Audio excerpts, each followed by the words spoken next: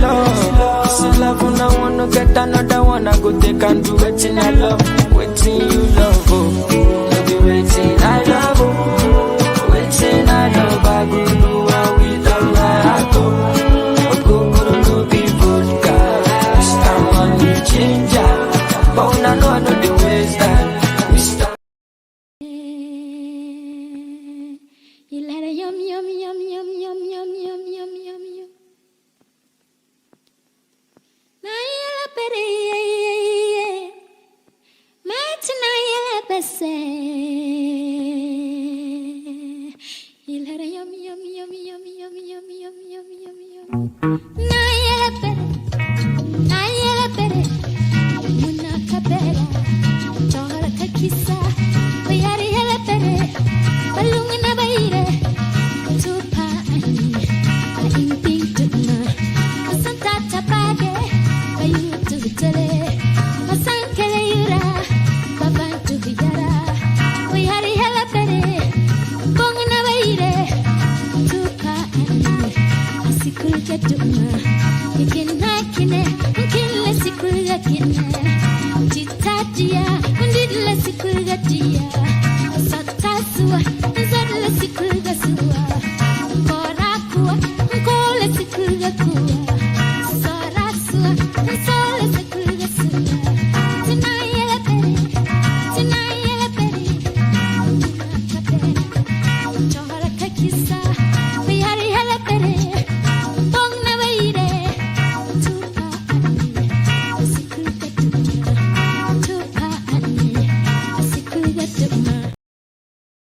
That dream of studying and working abroad has been made much accessible to everyone, including you. So worry less about how you're going to get there, because we always make it happen. This is Staff Finders Ghana Limited. We offer a highly professional guidance and support system, both in your university and visa application process. Staff Finders Ghana Limited is a highly trusted agency of the University of the West of Scotland, one of the largest modern universities offering a range of academic, social, and sporting facilities. You can apply for undergraduate, master's and PhD in business and creative industries, education, social sciences, computing, engineering, physical sciences, health, and life sciences. Come through Staff Finders, and for your studies, you get yourself a laptop or a £500 gift voucher. Call on +233 598 4888 04. WhatsApp on +44 7404 711 049. Send us an email or visit our website for more information. Welcome to Political Justice. It's yet another Saturday afternoon. And we usually meet here at 2 p.m. Eastern Time, 6 p.m. Ghana time, to talk about some of the topical political issues that have gone on in Ghana over the course of the week. And we do appreciate you as our viewers and joining us every Saturday afternoon. Today, we have three main topical issues to discuss. One is a collection of some of the everyday, consistent obscenities of the ruling government, right? There's just so many scandals that come up almost every day on a daily basis. And so we're going to talk about them collectively as a topic. And then we'll move on to talk about the political space. We are in an election season. We'll examine what is going on with respect to campaigning, the Electoral Commission, and just the general entirety or the atmosphere of the political scene leading up to the election in December. And then finally, we talk about something that has been trending on Ghana social media. We're going to keep you on suspect with respect to that topic. But before I go ahead, let me introduce my panelists. As usual, I have Nee Okine, an assistant professor of actuarial science at Appalachian State University. Dr. Zita Seshi, who is a sociologist in Canada. Ladies and gentlemen, thank you for joining us once again this afternoon. Really appreciate your commitment to this show. How you doing, Ghana? Yeah, Yeah. well, Annie, are we not waiting as to when we get per diem for showing up, right? Yeah. It will come. It will come. Producer say we shouldn't worry. This is a service to country. You're serving by Ghana. You know, you were schooled by Ghana, and so you are only giving back to what had been. Did we not pay school fees? I am not a I mean, beneficiary. elementary school. You I went for was not. I went to a private you went school. to a private school. I mean, then you don't even have to complain because that is an indication of coming from a bourgeoisie background. Oh, please stop using classism. I've been accused of classism every time. Please, please. I mean, if you were privileged enough to go to a private school, I mean, you really have no reason to complain. Yes, private school, Akosomo International School as well. Shout Yeah. out to Okay. AIS and all the private schools there. So You yeah. see, yeah. So a girl of privilege in Ghanaian context. Yeah. All right. So let's begin today. I mean, there was this news on social media that and I will just show it on my screen right now. Um, and so I mean, the Bank of Ghana can now stop incurring debts. Okay, I was trying to pull it up here, but for some reason.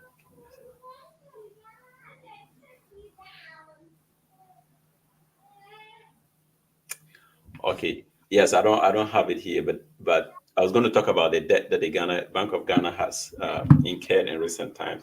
Maybe I'll pull it up on my phone, and then we'll talk about it in the context of some other issues.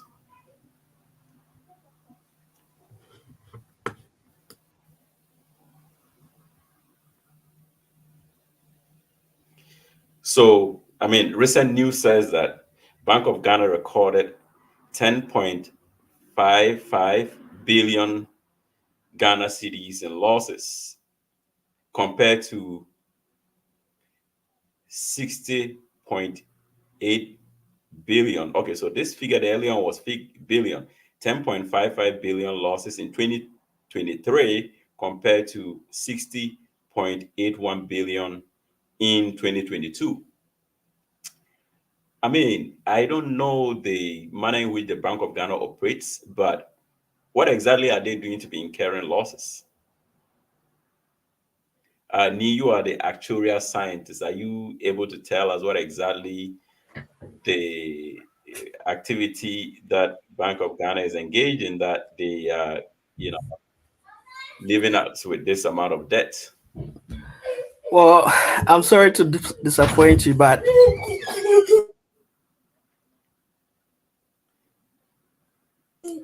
Okay, yeah, yeah, yeah, the kids just he has some company. Yeah, well, go. if they want to join the show, all right.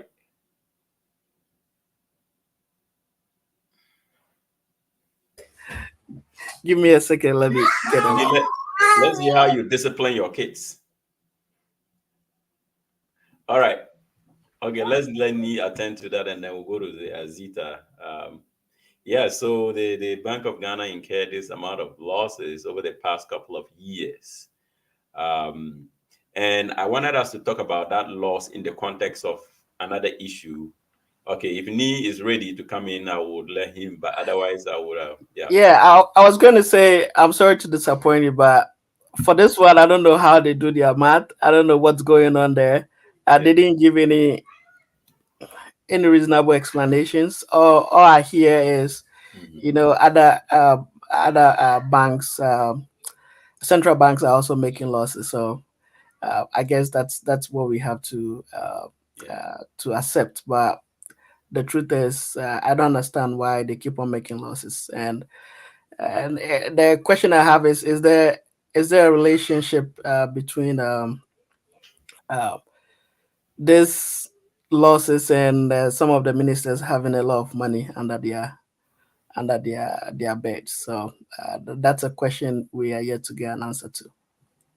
Okay. So yeah, so I wanted us to talk about that in the context of this story, where this CDD fellow, who is an expert in insurance issues in Ghana, has raised the alarm that, you know, in 6 months' time, the money that is meant to supplement um, dialysis for kidney patients is going to run out. And maybe I'll just read the story a little bit, but it says pharmacist and fellow with the Center for Democratic Development, Dr. Kwame Sapons Asedu, has revealed that the National Health Insurance Authority does not have the required funds to finance its intervention for persons on dialysis. Government, through the NHIA, is paying part of the cost of dialysis for patients in the active bracket between 18 and 59 years, while fully absorbing the cost for those below 18 years and pensioners. But Dr. Kwame Asedu, in an interview, said NHIA does not have the funds to achieve this for the next 6 months. So, where are we as a country? Zita, I I mean, mean, like what's your me, take on this issue? I like the fact that you showcase this particular issue of dialysis and national health insurance scheme, because most of us are not economists and we do not really care about the debt. We care about our economists, those who claim to be economists, especially our vice president, who have led the economic team to do something about it. It's all about how this economic challenges are affecting the ordinary Ghanaian. That is our focus, because we feel it. And so if I have kidney issues and I'm not able to have access to dialysis, that is a problem. If I'm not able to afford food. Yesterday, special thanks to me, I got back on Twitter. I'm not active there, but I had the opportunity to browse through. And according to some information I was seeing, Ghana has the highest cost of food in sub-Saharan Africa. Like, the cost of food is so expensive compared to other regions in the sub-Saharan African area. These are concerns, having access to light, having access to, good drinking water, being able to have access to good health. These are concerns. So yes, the economics, those who have gone to school to do economics and master the economic ramifications, can they handle and salvage our failing economy? That is the problem of the ordinary Ghanaian. And so I'm glad you have tied this entire debt by the Bank of Ghana to this issue of dialysis and how this will affect the health sector. And this is the issue. This is the problem. This is the woes of the ordinary Ghanaian, that the whole economic situation is affecting how we are able to live, our health, our ability to even buy food, our ability to have access to good drinking water, and our ability to have stable power. These are the key issues, and I hope that our leaders will figure it out. But at this point, we don't care about the economic ramifications, and it's a ritualistic problem and all that. We want it addressed so that the everyday Ghanaian will not feel it in their pockets. Okay. Yeah, I mean, any addition to what Zita has espoused? No. I think you guys hit the nail right on the hit the hammer right on the head, right? So if you look at the expenditure going on, it does not make any sense. And you look at this dialysis issue, the National Health Insurance, they are spending a lot of money on. They said they are kind of getting Ghana cards for people. That's a lot of money. So why why are they making such decisions where you're spending around 240 million Ghana cedis to obtain Ghana cards for people, whilst we don't have enough funding for some of these things? So sometimes you look at the decisions by our leaders, and it leaves you wondering, do they really have the best interest of the people? Yeah. Yeah, I mean, you expect that if the Bank of Ghana is incurring this much debt, then some of the basic things in the country should be taken care of, Mhm. right? So you have this debt piling up, yet when it comes to very basic livelihood related issues, issues of life and death, we just don't like have the funds to take care of them. I mean, which is really difficult to reconcile the two scenarios, right? That you're incurring debt yet you can't take care of your basic needs. That's just not acceptable. And again, there's another story here that I would want us to take a look at, right? And again, it has to do with how we are spending the public funds. I don't know if you can see this story here. Yeah, we can see a little bit of, yeah. Yeah, yeah. So I mean, it is the fourth estate did an investigation here and discovered that the free Wi-Fi that was promised senior secondary schools, or what they call senior high schools these days, is actually not being delivered, and that the government is paying, right? So the government pays service provider about 56 million for no internet in schools. So I mean, this normally gets me wondering that who is somebody benefiting from this or what? Because I mean, and I read the story. Now, apparently, the government had promised to, as part of the NPP administration's campaign promises, they had promised to provide free internet services or to schools, high schools. And in fact, when they came into power, the first year they did so, they had internet at the various, I think they had built ICT centers. I don't know if they did or the previous administration built ICT centers in every senior high school. And for the first year, the internet was provided, but subsequently, it all started falling apart. And government is still paying for this service, yet it's not being delivered. So, I mean, this normally ones gets me wondering, if indeed, what is the motivation to keep paying money for service that is not being delivered? Is somebody benefiting from this? This is the question that needs answer. So I don't know if you guys looked at the story, but Yeah, I yeah, looked at it, and according to the fourth estate story, it looks like they went to 48 out of around 50 uh, schools, and they went to around 50 schools, and 48 out of the 50 did not have internet connection, right? So, and they said like they make complaints, but hey, nobody cares, nobody gives them the response they need, and they don't have an internet access. So the kids don't have internet access to do whatever studies they want to do.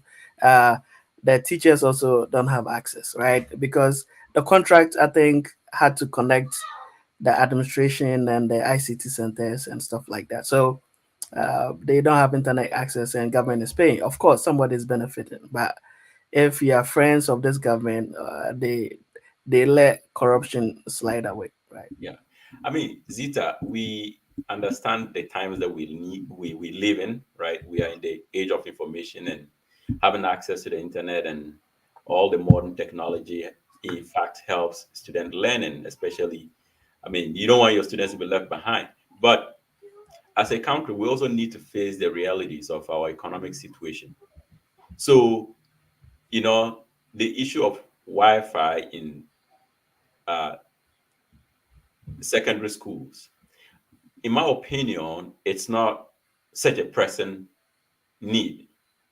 But what becomes a problem is the fact that payment is actually being made for the service. So if the government were to come out and say, okay, well, look, in the midst of other priorities, providing free internet for secondary school students would not be top on the list. It's quite understandable. But in this particular case, they're actually paying for it, but the service is not being delivered. So Zita. I disagree. I am again reading from the 2016 manifesto. So they said they were going to have the free internet for not just secondary schools, but all tertiary institutions nationwide, with the hopes of what? Improving learning, administration, and enhancing the capacity to do research. I believe that our secondary schools do need Wi-Fi, but again, access and how it is used needs to be regulated. However, the key question we must always ask is, before, and Nia and I had this conversation yesterday. Unfortunately, Twitter was not the space, to a large extent, to have that conversation. But Policies must be implemented on the basis of existing structures and systems. This is the problem in Ghana, that we have political leaders who just go with campaign slogans and the people are not asking. I believe that senior secondary school students do need Wi-Fi when they have access to use their ICT labs. But the key question is, how many schools, secondary schools in Ghana, have state of the art or even standard ICT labs? That's the key question. Do they? That is it. So if they don't, then your sentiments come in that then why are you providing? We need to have systems in place before. It's like in Ghana, we are always jumping the gun. We don't do have one or two as a foundation, and then we jump to five. And it becomes just a recipe for corruption and looting of national resources. So for me, I do believe that yes, secondary school students do need access to the internet. I went to Okozomo International School. We had an ICT lab. I can't remember. It's been 20 years. And there was internet. I can't remember. That's the thing. I can't remember because it's been 20 years. But I think so because we had a language lab where we studied German and French. So I think so, but I can't remember 20 years. But my thing is, we had that, but because it's a private institution and we are paying extremely high fees, that is fine. I believe that the governments, they do need it, especially in this time. There's things that they can research on to help them clarify, But the thing is,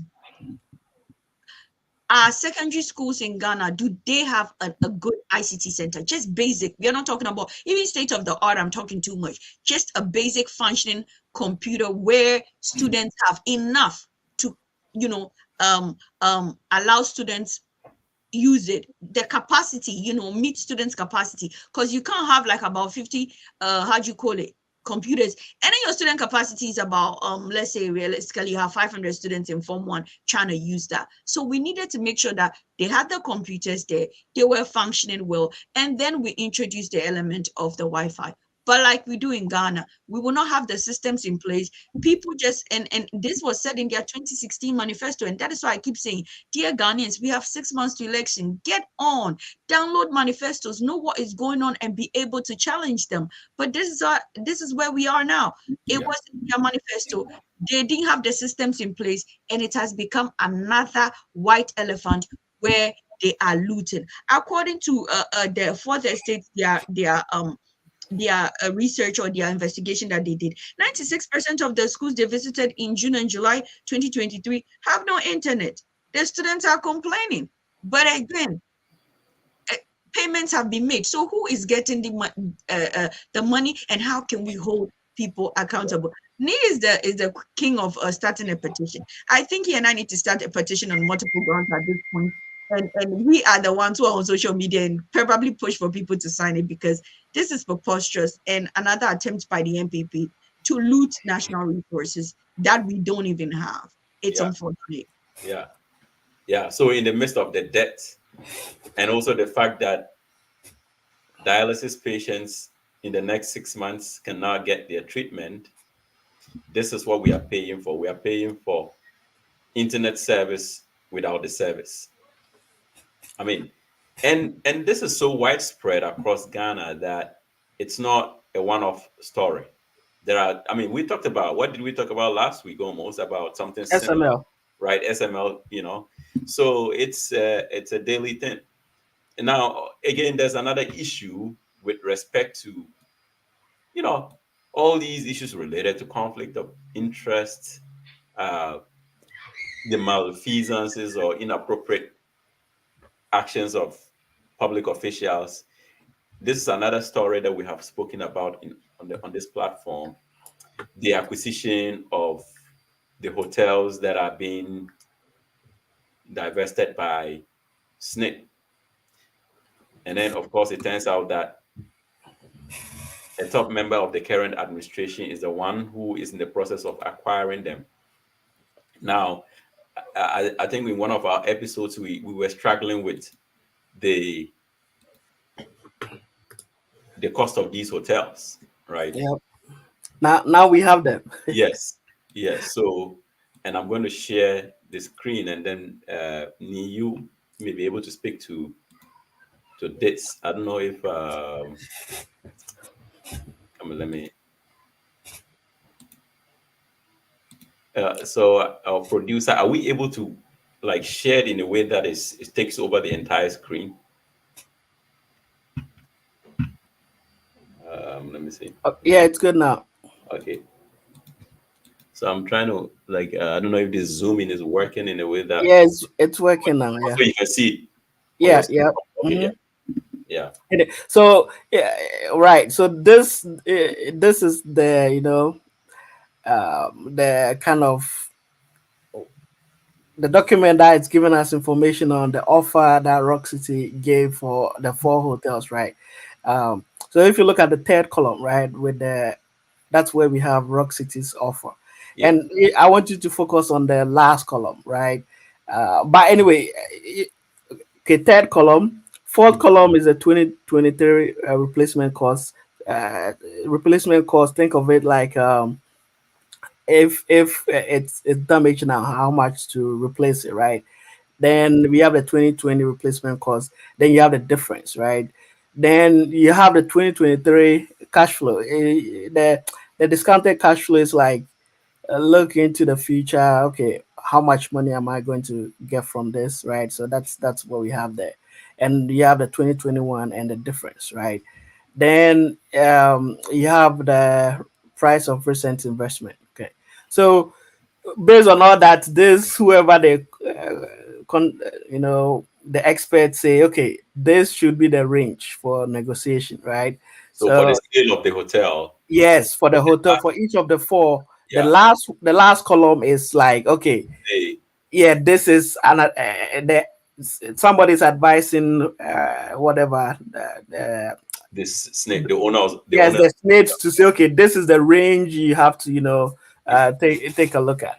And a couple of things, right? If you sum the minimum, so if for the last column, you see you have the minimum and the maximum. Yeah. If you sum all the minimums, I think it comes out to 80 million 406. No, uh, yeah, 80 million, right? Okay. 406,630. Then the maximum, that's the same column, but the maximum one. Yes. If you add them up, it comes to 121,315,643, right? And the problem is if you look at the offer, if you add the third column, Rock City's offer, it's 61 million 200 and 200,000, right? So that's the problem, right? It's like the minimum for all the four hotels is 80 million, and now Rock City's offer for all these four hotels is 60. 61. So the difference is almost around 20 million dollars, right? And that is the first point. It looks like they are giving the offer did not meet even the minimum threshold, So, right? it's over $20 million below the minimum at Yes, minimum of the yes, range. it's actually the figure is 19206. Yeah. So it's close to 20 million, right? Yes. And that's the problem, right? Yeah, it's not the offer is not even meeting the minimum. Minimum Uh, range that yes, was given by the and assessors. yes, so it's undercutting the minimum around 20. And if you compare it to the maximum, it's undercutting the maximum around 60 million, almost close to the offer itself, right? So that's the problem with this. It's like, okay, you have your range. Why don't you even meet the minimum, Yeah. right? And So basically, they are getting it for the half the maximum range. yes, have the maximum. Yes, yes, yes, yes.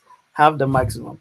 And the other point that I think a Blackwell pointed on Twitter was that if you look at the offer, right? So even let's look at the hotel. A hotel like La Palm, Mhm. uh, Rock City's offer is 21 million, right? Now, if you look at the minimum, it's 37. So for La Palm alone, the he's paying less than the offer is almost 17 million lower than the minimum. Yes. Yeah, for La Palm, right? 21 million offer. The minimum valuation is 37. So almost like 16 million. So it's like, okay, what's going on there, right?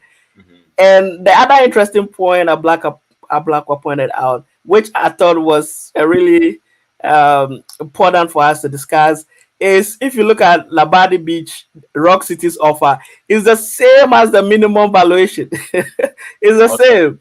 And Okay. if you look at the other one, the Rage Royal, Rock Yes. City's offer is the same as the minimum. So Yes. then it's like, do they have insider information there? Because it's like you are giving like the Okay. same offer as the minimum valuation. So it's like somebody is feeding them information, give this offer, Oh, right? so what happened here is the person who is placing a bid for the hotel Yes. is not in the know of the No, range of the no, no, valuation no. given. Yes, yes. But somehow these guys are able to quote a figure or to Exactly the minimum. that is exactly as a minimum. So yeah, Yes. obviously there should be some information. Yes, so that I was like that was an interesting point, and of course, so this is a politician trying to buy state properties. They have insiders, but it's interesting to have evidence like this, right? But I mean, I guess my question is usually under these circumstances, the person who is making the offer will also contact a specialist an expert who is able to value these hotels and tell him Yes. that okay, Mm-hmm. your offer should probably be within this range as well. Right. Yeah. So, and it's not likely that those two assessors would be spot on, especially with Exactly respect the same. to the minimum and maximum of their valuation. Yeah. Yeah, that's weird. Yeah. Wow. Anyway, but I mean, I guess at this point it's beyond any doubt that Brian Champon didn't have any insider information with Yes. respect to, Yes. I mean, I mean, for me, what is even strange is the fact that he is the one who gets the award of all these hotels, right? These Mm-hmm. are not small hotels, and my expectation would be that when the bid is or when the advert is put out, it's going to be a bunch of people who are competing for these hotels. And it's very likely that you may be able to win a bid for one of them, Yep. and then someone else wins a bid for the other. Mm-hmm. But if it turns out that the same person wins a bid for all six hotels, that is quite strange. And I mean, this normally happens when it's sort of a conglomerate, like all these giant corporate hotels, where, for instance, let's say maybe Hyatt or whatever is acquiring the property, and we know that this is a big name company, and they have all the necessary or the capital to actually acquire these assets, even if some of them are struggling assets. But uh, Rock Royal, what's the name? Is it Rock City? Is not an established, you know, it's not renowned or known in the hotel space as a big puncher to the point where they win a contract like this, and then we say, okay, this is justified. So again, the gaslighting, as Neil will always say, would happen where they'll try to give various reasons why he is the best person for these hotels. And I mean, I've heard somebody sneak in the argument that this is a Ghanaian company, and so usually under these circumstances we sell it to foreigners, and so having a Ghanaian acquired is a good thing. I mean, yes, that Ghanaian aspect is a good argument, right? We want Ghanaians to own these things so that the profits do not leave the country. But you can't sneak that in and then defend an unethical act by a government official who has foreknowledge about these hotels being offloaded. Besides, look, I even don't think that Snits genuinely wanted to offload these assets. You know, it it sounds as if it's just a strategy to give these to an individual who is connected to the party as a way of just taking possession of state property rather than it being the case where the organization was trying to offload these assets and then he swoops in. No, I think it's actually being more or less like a forced sale than anything else. And Yeah. I saw a document. I don't know if it's a typo, but it looks like Labadi, Rock City declared losses, right? But Okay. Labadi Hotel, I don't know if it's a typo, but Blackwater type 158 million Mhm. cedis in Yes. profit. So I don't know if it's a typo, but I mean, it looks like it's 158 million is a lot. So I think probably it's a typo. So maybe 50 was, Ghana City. yeah, Ghana City was trying to type 15.8. I don't know. But But even if convert 158 Ghana City, one, okay, $2. Yeah, yeah, okay.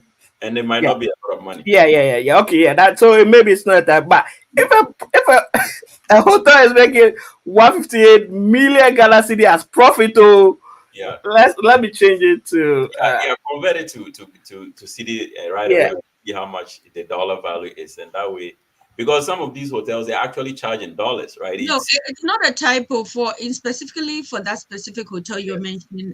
They've been making profit. They are yeah, not in the loss. Labadi, is it Labadi? Yeah, Labadi, yeah. Yes, because when I was doing my research and preparing for this session, it came out and according to this people, they are saying that Rock City put out the best financial and technical proposal. My thing is, I want to know who the other tenders were at this point. We want to know who the other organizations were, and I bet to differ with Agana on this one that giving it to a Ghanaian company, it will keep profits in the country. It's about best who is it So who is no, able to yeah, go no ahead. no you can come in if you want to. Now I was gonna say, Ghana, which exchange rate do you want me to use to be fair? Because when they were doing this contract, I'm not sure it was 50, so it will probably be at yes, 12.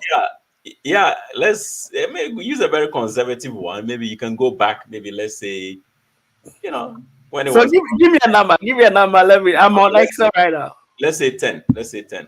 10. Okay. I use 14 11. Let's say 10. Yeah, let's So even say 10 is $15 million. $50 million. Yeah. Yeah, So yeah, $50 million for a hotel like that. I mean, it's yes. surprising.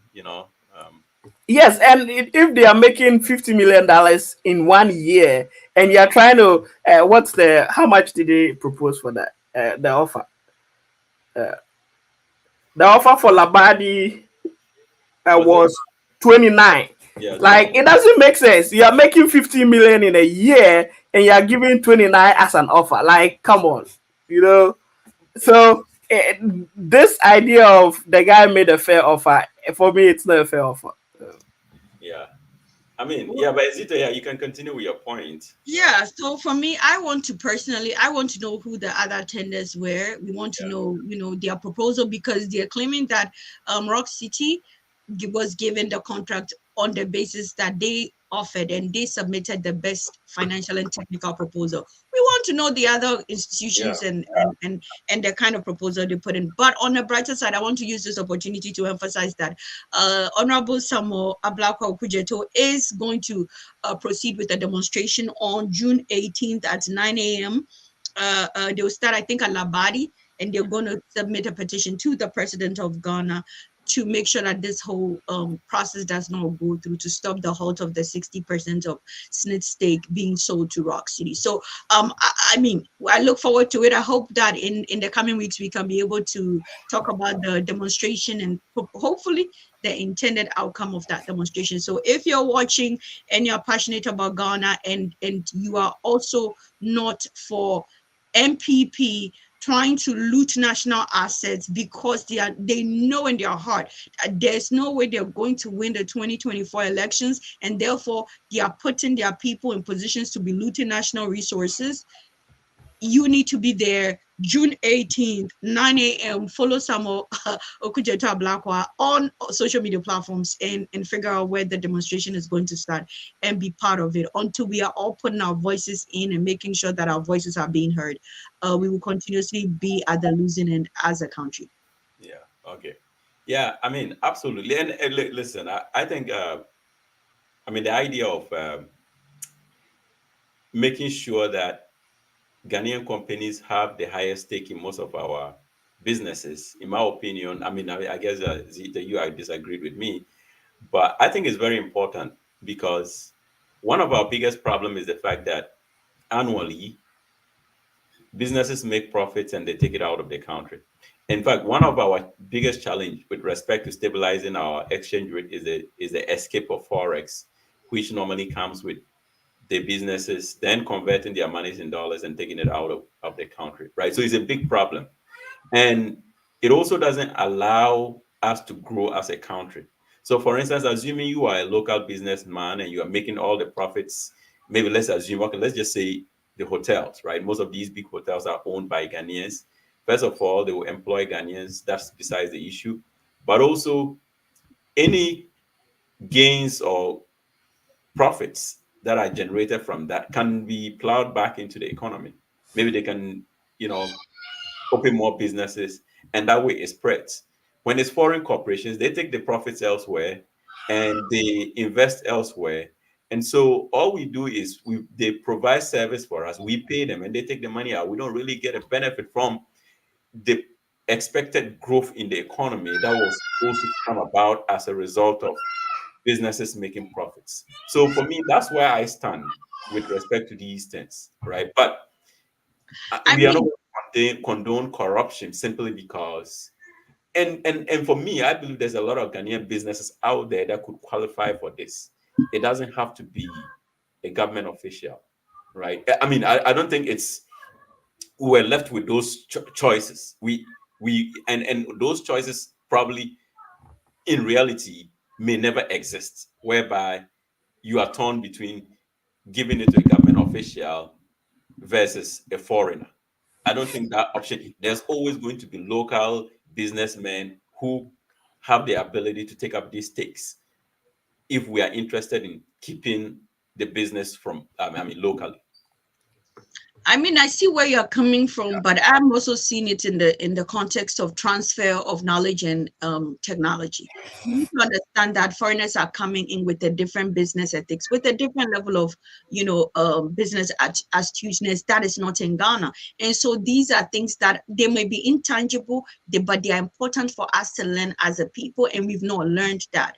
And for me, that is where I'm seeing it, that it is about the most competent person having access to these resources. Yes, the issue of profits being taken away from the country have always been there. But the key question is, most of these, like a man like Brian Champon, he's going to use his profits to, of course, not reinvest in Ghana, but to purchase assets and properties across the world, or put them in foreign bank accounts, and Yeah. not technically in Ghana. Yeah. And so for me, I'm looking at technological and knowledge transfer, because these foreign people are bringing different sets of business ethics to how they work. And that is why things function in the Western world and countries that things are going on.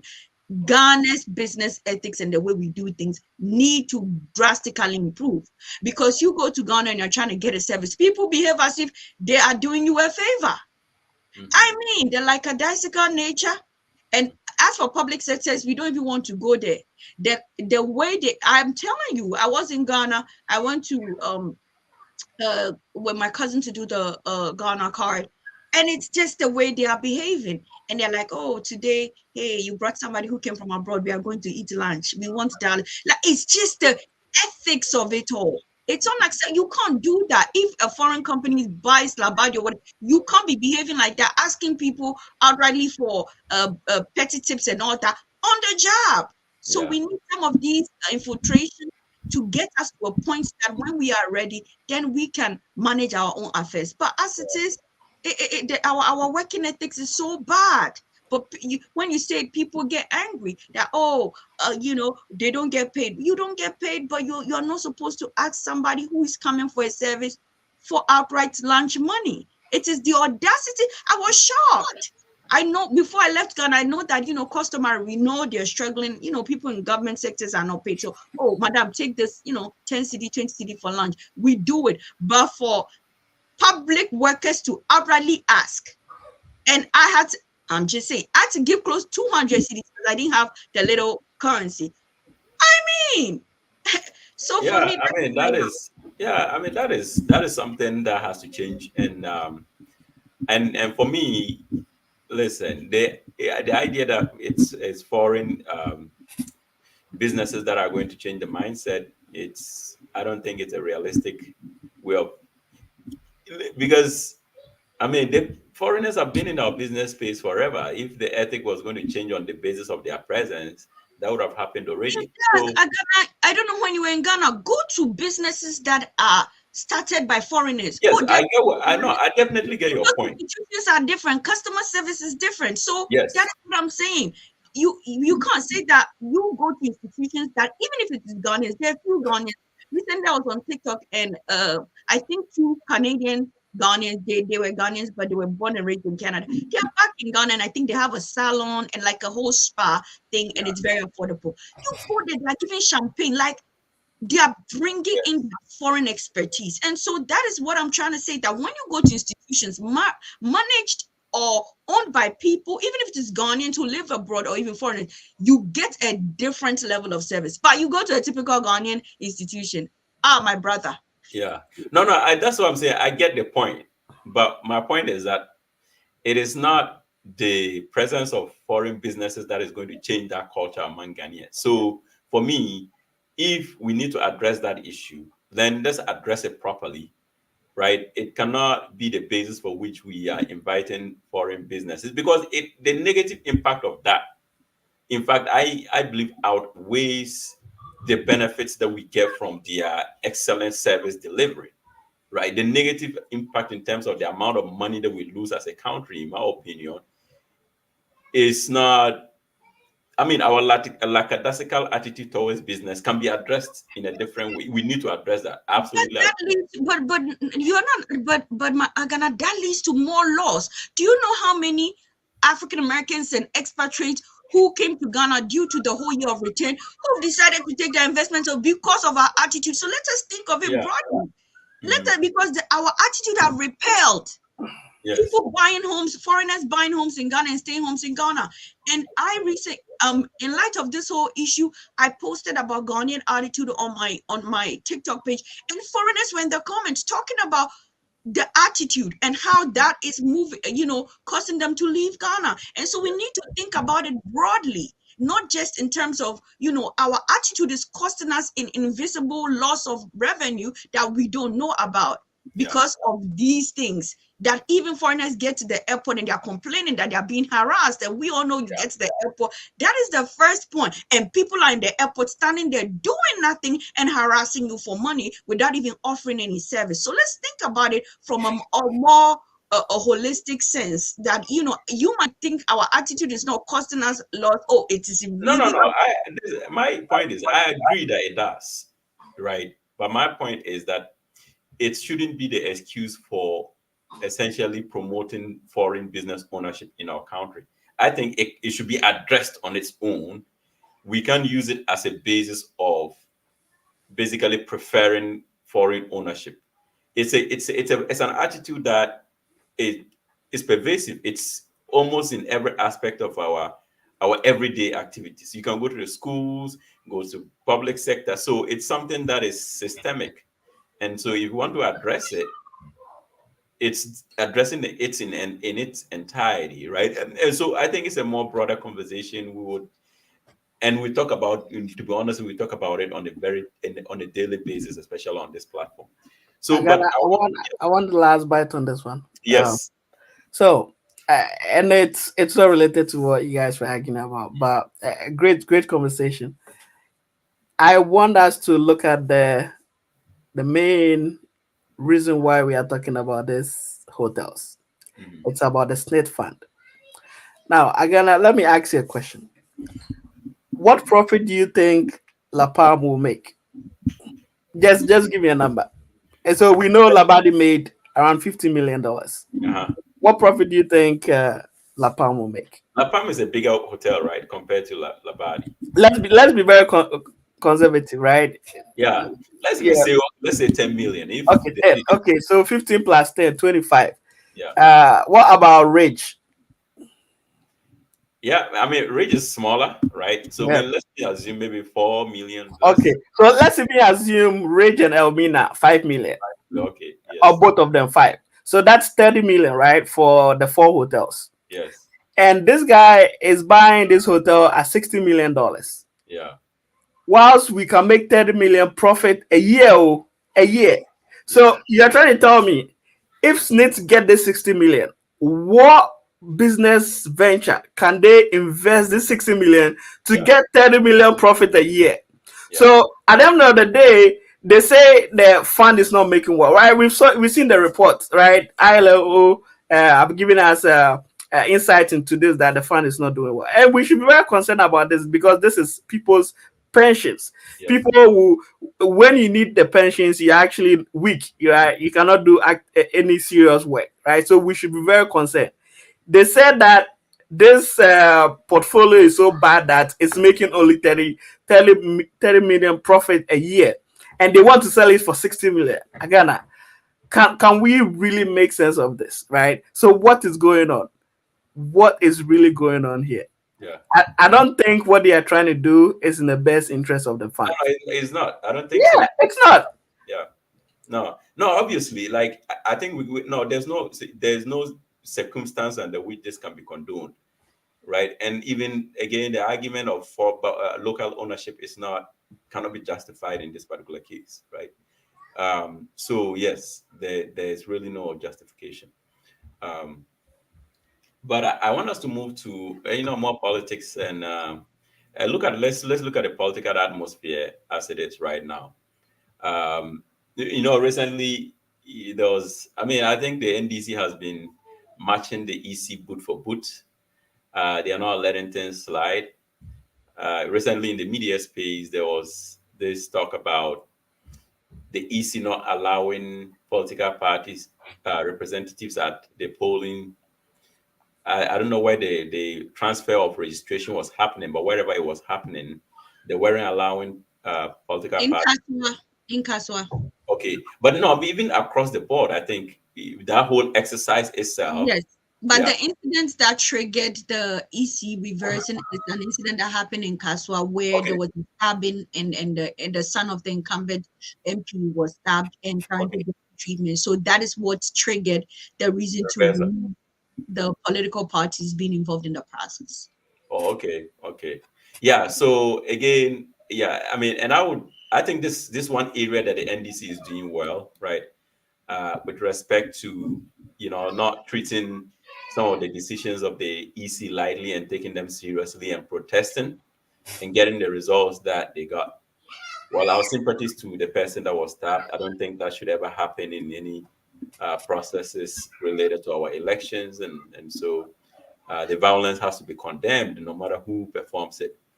But again, I think the NDC deserves credit for actually trying to make sure that the process is transparent, because this electoral commission hasn't given anybody.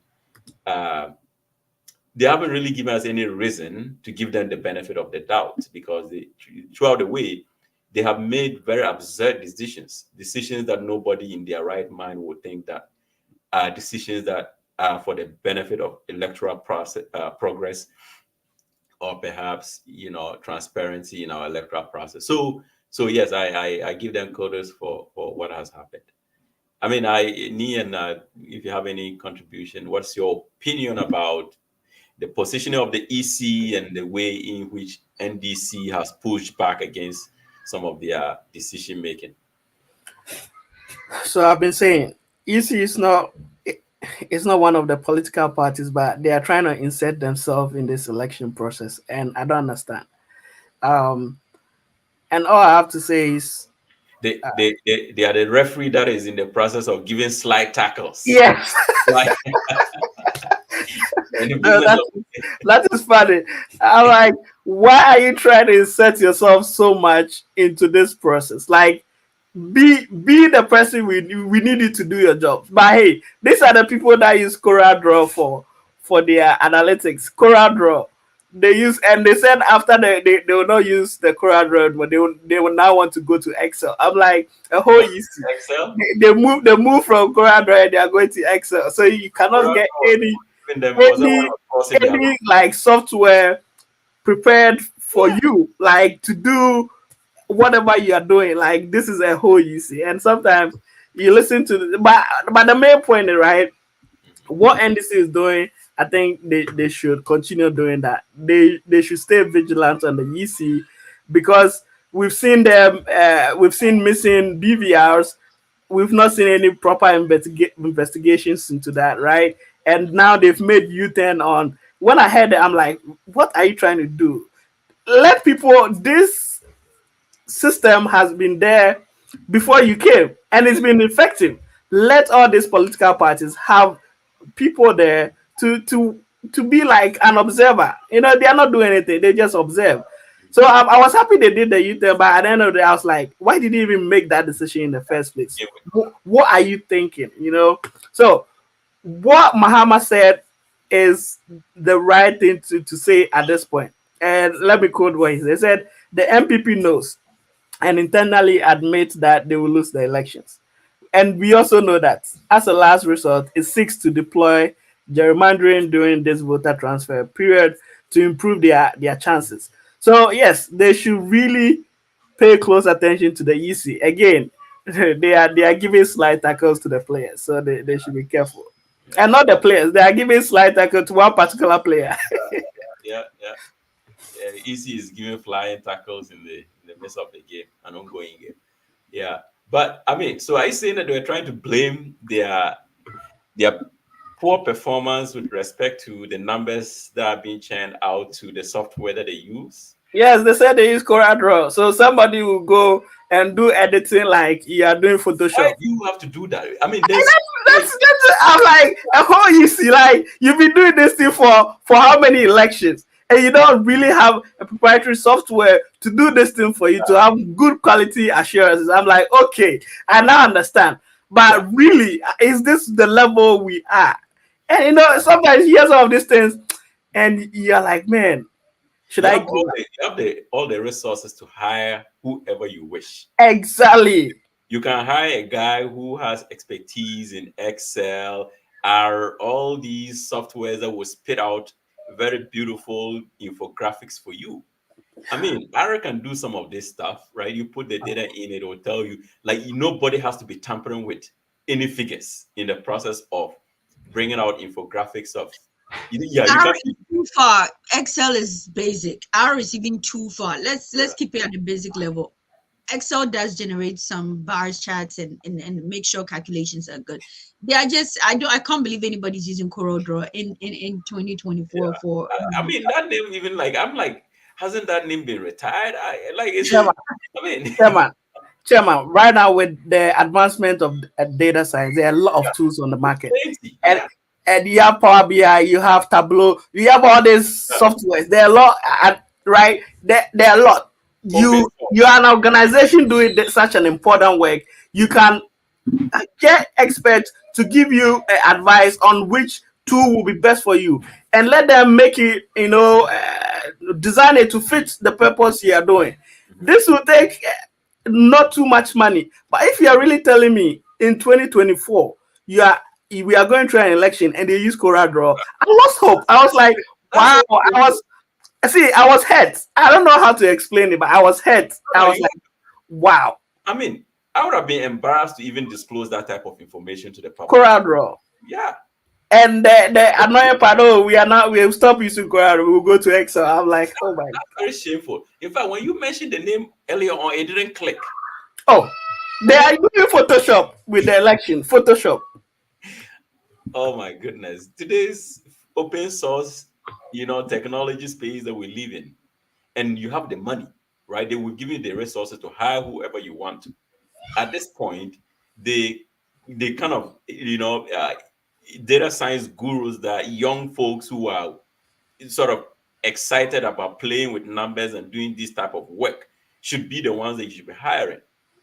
But of course, if you make it a policy to be hiring party faithfuls, then obviously you're not going to get the best. And that is what is killing Ghana. And then we're going to talk about that. The But fact, chairman, can we have two parts? We have some part where it's supposed to be for the person who knows the job, and then we yeah, can have the party faithfuls around that person, right? But you're trying to tell me the whole EC don't want the right personnel doing this sensitive job, right? but you see, it's never enough.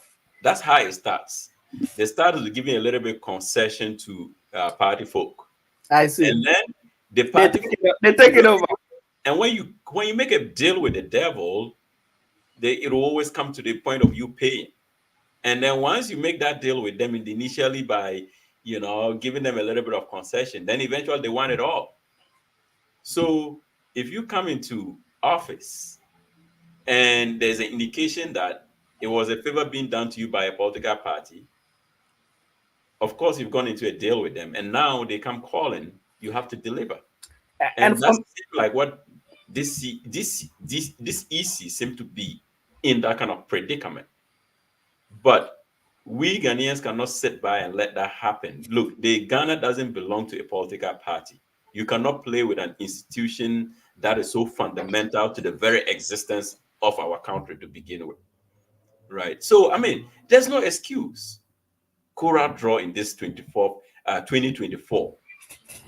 and Chairman, one thing that worries me, right? Ghana, we've not gotten a lot of things right, but I'm not saying our democracy is perfect, and we keep on electing leaders that are failing us. But at least I feel the process is not that bad, right? We keep on getting it right, and I feel this EC and the team, they are trying to touch something sacred in Ghana, and they should be careful because we say Ghanaians are peaceful people, but they are trying to do certain things that I don't know. It could lead to other things. And again, the Peace Council, Christian Council, nobody is saying anything.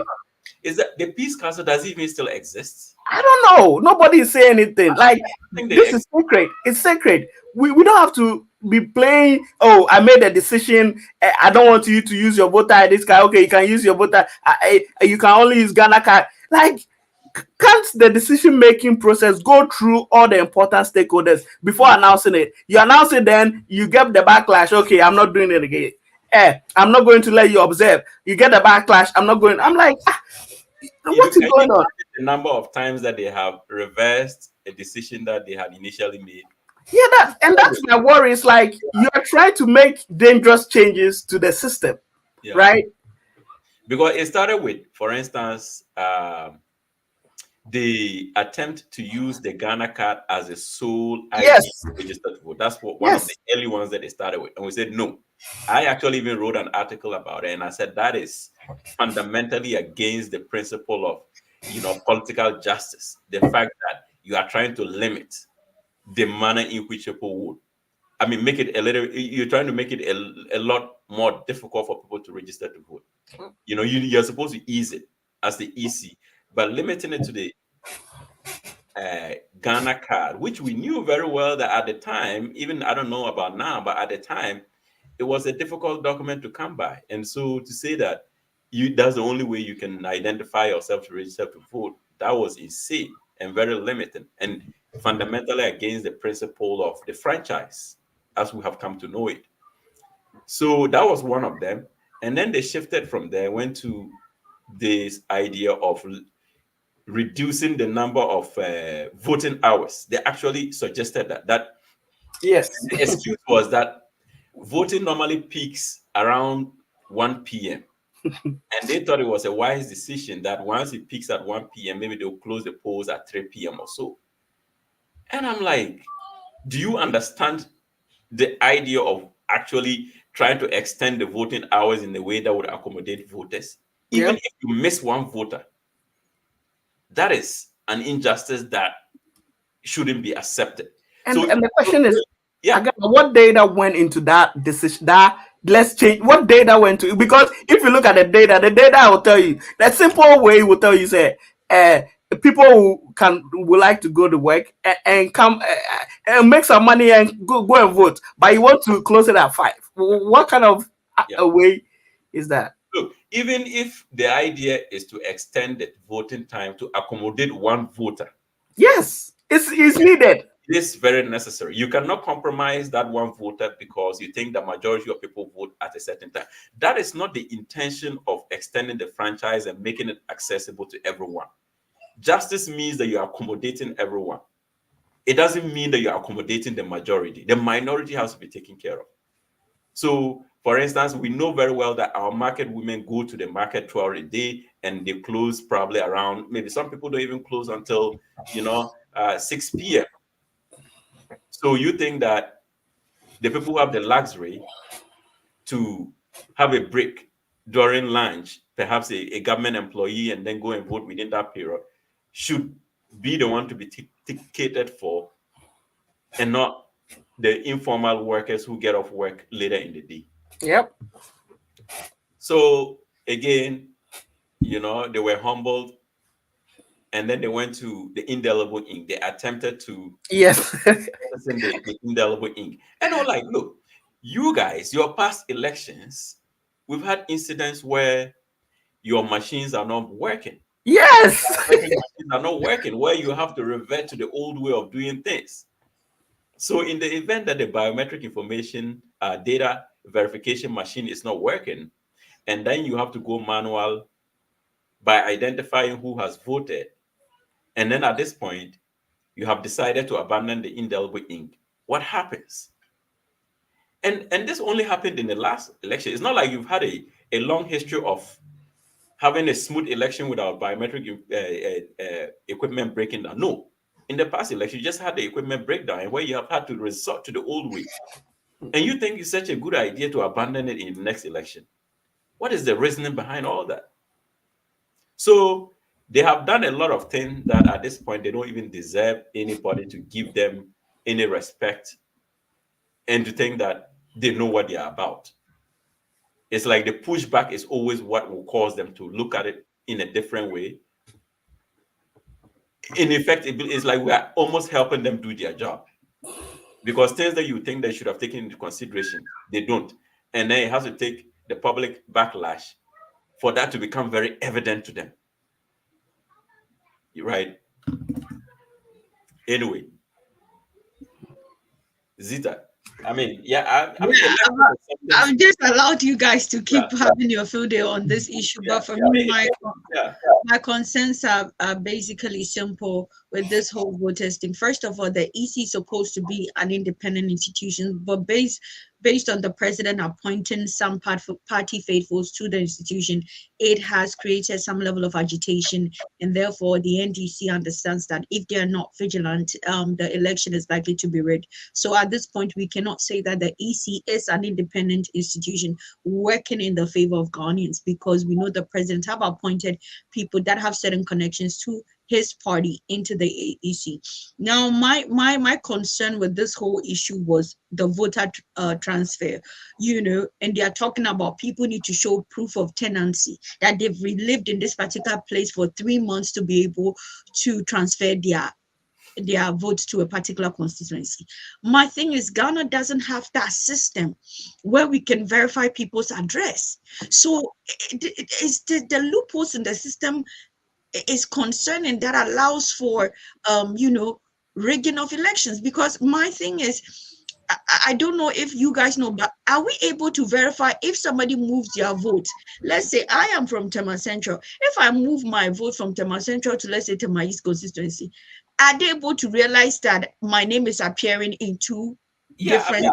I think they have a central system with the biometric registration. So I mean, I think the biometric data can save the duplication of record. Okay. Where once they check your fingerprint, they are able to get your information from the other side. So so I think that duplication of record is not a problem with the current system that we have. Yeah. Okay, but that was one of the concerns of the people on the NDC, that with this whole, they don't know if they are not monitoring it, if they are not allowed to watch it, then they will not know the number of voters being transferred to different constituencies, and that may lead to problems, especially with their stronghold. And my issue, another thing that came up was the issue of students, that students in third year, in high school third year, by the time election starts, then they are of course done with school, and they'll be going back to their respective homes. And so the voter transfer is being done to favor those people. These are all, yes, we want to make sure people are voting in proximity due to their in proximity to their residence, right? And therefore, but we need to make sure that the process is fair and the process is accurate, and there are no loopholes to duplicate voters. That's for me my concern, that we do understand that, yes, by virtue of students, even if you're a fourth year student at the University of Ghana, I went to the University of Ghana, I never voted at school, even because I think the last election I participated in, my brother died. It's 2008 because I had my brother died, and he was buried in 2009. And I remember my father's driver driving us to the polling center in our grieving attire to vote before at the time, even though we were heavily grieving. So it was 2008 elections, and so I have never voted on campus. I have never transferred my vote, and I've always remained kept my vote in Tema. But I'm sure there's some people who come from far away, from Kumasi and other places. So I do understand the importance of the voter transfer. My thing is, we want it to be fair. We want there to be transparency. And if there's a way they can allow representatives from the two parties to just monitor to make sure the right thing is being done, I don't think there will be cause for agitation. Yeah. Yeah, I think the involvement of the political parties can only be a good thing, right? I cannot think of any scenario where the EC in every step of the way, in terms of most of these major decisions, the involvement of political parties will be a distraction to their work. It can only inure to the system functioning efficiently and every party going away satisfied with the way the EC does its work. The EC is serving the people. They cannot see themselves as fundamentally different from the political parties. In the manner in which Ghana's political system is set up, political parties have almost become the representatives of the people.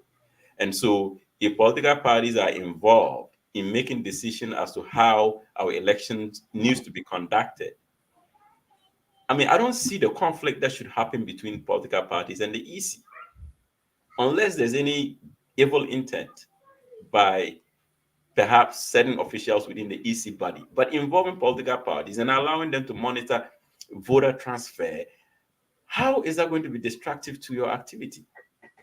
It's in your own interest to really give the appearance that you are doing your job well, so that nobody goes away blaming you and saying that you were partial in your delivery. But this EC has made up its mind that it's going to be very antagonistic, and their reputation is in the gutters at this point. I don't think in the history of our democracy, the reputation of any EC body has been more deplorable than this current cohort that we have. Charlotte Osei was removed for what? They claim that procurement bridges. In fact, most of the major accusations weren't related to the way she performed as the head of the EC. Most of them weren't even election related, but they found a way of hauling her out of that building. So, but this is an EC that has supervised the disenfranchisement of a whole ethnic group. You understand? So, what worse sin is there for an electoral body to ever commit than the disenfranchisement of a group of people in this day and age? And let's still continue on in this direction of the political atmosphere. We have exhausted the EC, but let's look at the political parties. And again, we commend the NDC leadership on the election for being very vigilant and pushing back. It can only benefit the entire country for us to have a transparent election, and they are basically the oversight, if you like, at this point when it comes to the affairs of the EC. But let's look at the MPP. They haven't chosen a vice presidential candidate at this point. There's no running mate to Baumia yet. What could be going on? At this time, most political parties would have already selected their running mate. But Zita or Ni, if you are, what do you guys think is going on in the Baumia camp that no one has been named yet? Well, for me, what I heard is that the announcement of Prof. Jane through, put something in their gari, put some salt or sand in their gari. Yeah. That's what the phrase I was looking for. So they went back to the drawing board, and apparently they already had a plan, right? And with that announcement, and the reaction again, people really like that pairing, and they wanted to see, or they want at least, women to be represented, and because of that reaction, the MPP went back to the drawing board, and that's what is keeping the decision, or the announcement, or is delaying the announcement. And the truth is, I feel they should go with the original plan, right? We've heard within some of the names that have been put out there. I feel they should just go with the original plan. They are not winning anyway. At least that's what I believe. They should go with the original plan, because at the end of the day, uh, if they bring somebody, and if they bring a female who, just like happened with Baumia. Baumia was not a party kind of person. Yeah. And last time I was listening to an MPP, whatever board person, this guy, it was like Baumia wasn't a card member. They had a rule: you have to be a card member for some Yes. number of years, but Baumia wasn't, and it was a big decision because Akufo-Addo was like, give me Baumia, because he will help with the economy. And now this guy is even not talking about economy, and that was the main reason why they had to, they said in their rules, kind of, You have to bend the rules for him. yes, they had to bend the rules for Baumia, right? So maybe they are trying to do something like that for this female person they are trying to bring in. But again, I don't know how their party people will take it, because some of the names that have been mentioned also may have some strongholds in the party. Yeah. Yeah, Zita, if what is your take on this failure of Bawumia to name a candidate? Maybe they should name Zita, and maybe I'll try and look MPP's way. Nee, I love you so much. You already know they're gonna have all the vegetarians on board. And I know that the political people are looking at me keenly. People believe that I'll be a good candidate in the future. But hey, I um, believe too. We need people with your experience, expertise, and exposure. I agree, and I think I'm developing the tough skin to deal with all these Ghanaian trolls on social media. So it's all good preparation. But in regards to Baumia, I think that we are halfway. Like for me, my thing is you are mentioning a candidate. How? Because the concept of mentioning a running mate is to have that running mate campaign alongside you. Because sometimes running mates might not be extremely popular among the people. So Yeah. when you mention a running mate early, then you are kind of, promoting the popularity of the person. And then people look into who this person is, what they've contributed in the past. And then Ghanaians will begin to get familiar with the person. Right. So for me, I think that I agree with you. Go with the original plan. And Yeah. he should have named, you are in power. Those in power already have a political, like a running mate long ago. It's opposition that tries to see, okay, do we need to change? Do we need to go with our original candidate? You are in power. You should have mentioned one sometime in January. So the person is campaigning alongside you because you're already losing. So you need somebody who can also be doing the work, somebody that you believe will win the favor of Ghanaians and be liked. Because we need to understand that in Ghana, to a large extent, people go with who they like to a large extent. Sometimes it's not even about credibility of what we've done. Oh, women penny panasem, they like this person, and then they go with this. So 6 months to election, I think go with the original plan, but I'm inclined to agree with me that it's a lost cause for them. Who are you going to mention? Now we are going to dig into the person's background. Our media will do a Names will research come on up.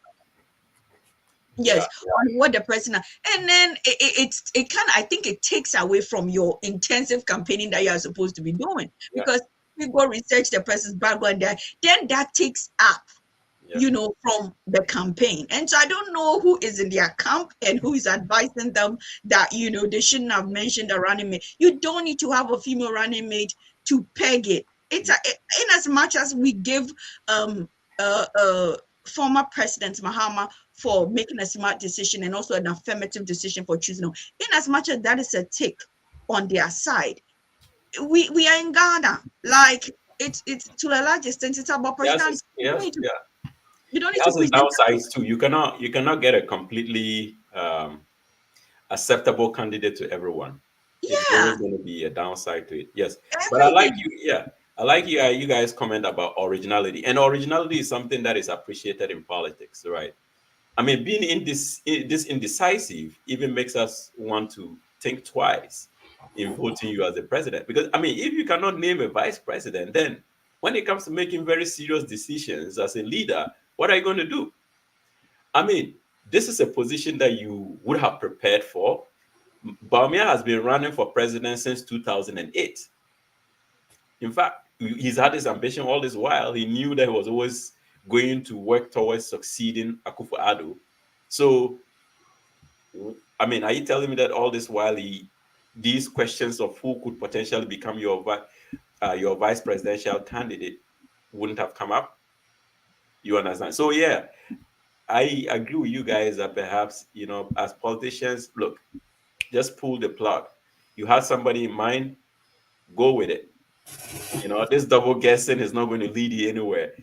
Zita hit the nail right on the spot, right? That And Ghana, there are some people that we warm up to. I yeah, personally did not know much about Professor Nana Jane until we had yes, a panel discussion, and based on the deliberations with me, I'm like, oh wow. And I looked into her and all she's done in the UCC. So some candidates, yeah, we will warm up to them later. yeah, Just name them and keep it going. But yeah, right now, but it's good because they're already losing. So now you name a candidate, we will all now focus our attention on that yeah, person. We are going to dig and see who this person is, if they are yeah. qualified, and it takes away from what you are supposed to be doing, because Baumia is drowning on all grounds, talking about e-gates. Like, Well, dude, we don't need all those things. You have been in 80 years. Baumia, tell us what you are going to build on. Don't yeah. tell us when you are voting into power, you address Doomsaw. No, Doomsaw is here. You No, were but in yeah, power. What are you going to do about what are you it? doing? Yeah, The failure of the free SHS policy, what you do about it? One district, one village, one dam, where is it? One mhm. constituency, 1 million, where is it? One One D, district, one one D, one factory, where is it? Exactly. So address issues, but you are going to now mention, apparently it's June, this month he's supposed to mention. Mhm. It will take away from the intensive campaigning you're supposed to be Yeah, doing, because we will now draw attention of who is going to be your vice, and then we are going to dig into the person, talking about the person, and that takes away from your yeah, entire campaign. I yes. mean, he shot himself in the foot, but rightly so at this point. Yeah, I mean, usually, you bring up somebody, the person can even be squeaky clean, but there's going to be all kinds of rumors flying all over the place, right? It's going to be truths mixed with untruths. But again, as you said, it takes a while for us to settle on what the character of the person actually is, to be able to sieve through the untruths from the truths.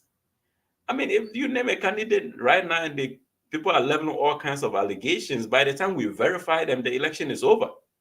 You understand? So, yeah, it's a risky thing, and again, well, it's indecision, I think. Um, in fact, I read Arthur Kennedy's book, "Chasing the Elephant into the Bush," and it will surprise you to know that Nana Akufo-Addo suffered from the same dilemma that this guy is suffering right now in terms of selecting a running mate. I hear high on his list was Haji Alima. In fact, he was almost certain on choosing Haji Alima. But once information started getting out that it was her, there was protest from some of the members of the party up north, saying that Haji Alima was an unmarried woman, and so there was no way that she was going to attract, votes from that section of the country. Now, nobody really has a scientific test as to whether this is really true, because this is a lady that won her constituency in a highly patriarchal place. Well, she's from Nalerugu. The Nayeri is an overlord in one of the big chiefs or the dominant chiefs in the north. And she won the MP in that area. So, what is really the justification that an unmarried woman was not going to be a good or was not going to attract voters, right? But in her professional life, she's a very accomplished woman. But even but of course, Akufo-Addo didn't act quickly. He didn't name her. He allowed all that feedback to get to him, and he immediately rescinded his decision to do that. And they were looking at Sadiq, and there were some other issues related to Sadiq, and then they passed him over, and eventually they say, you know what, let's take Mbaumia's issues about not being a party guy and all that stuff, and then eventually they said, you know what, Alime's case, there's no way because of the feedback. She had to go with Baumia eventually, but who he really wanted was Haji Alima. So again, they took Baumia, it didn't really work out. You understand? No, but I do agree. And again, maybe in Ghana you are seeing this through the lens of a man. But I agree, because in Ghana there are levels to which a woman can play.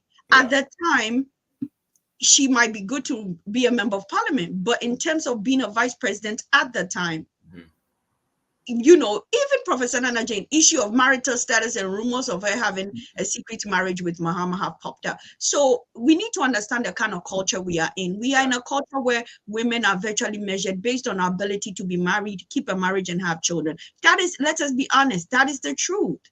It doesn't matter. And this type of mindset is very dominant among educated Ghanaian men and even educated Ghanaian women, that you are judged on those premises. So irrespective of your career accomplishment, if you do not have that part, it could be used against you. And even certain women will feel like they don't appeal to you. I have been on the chopping block on Ghanaian social media for virtue fact that I'm not married, so I don't even qualify to speak on relationships. And these are a lot.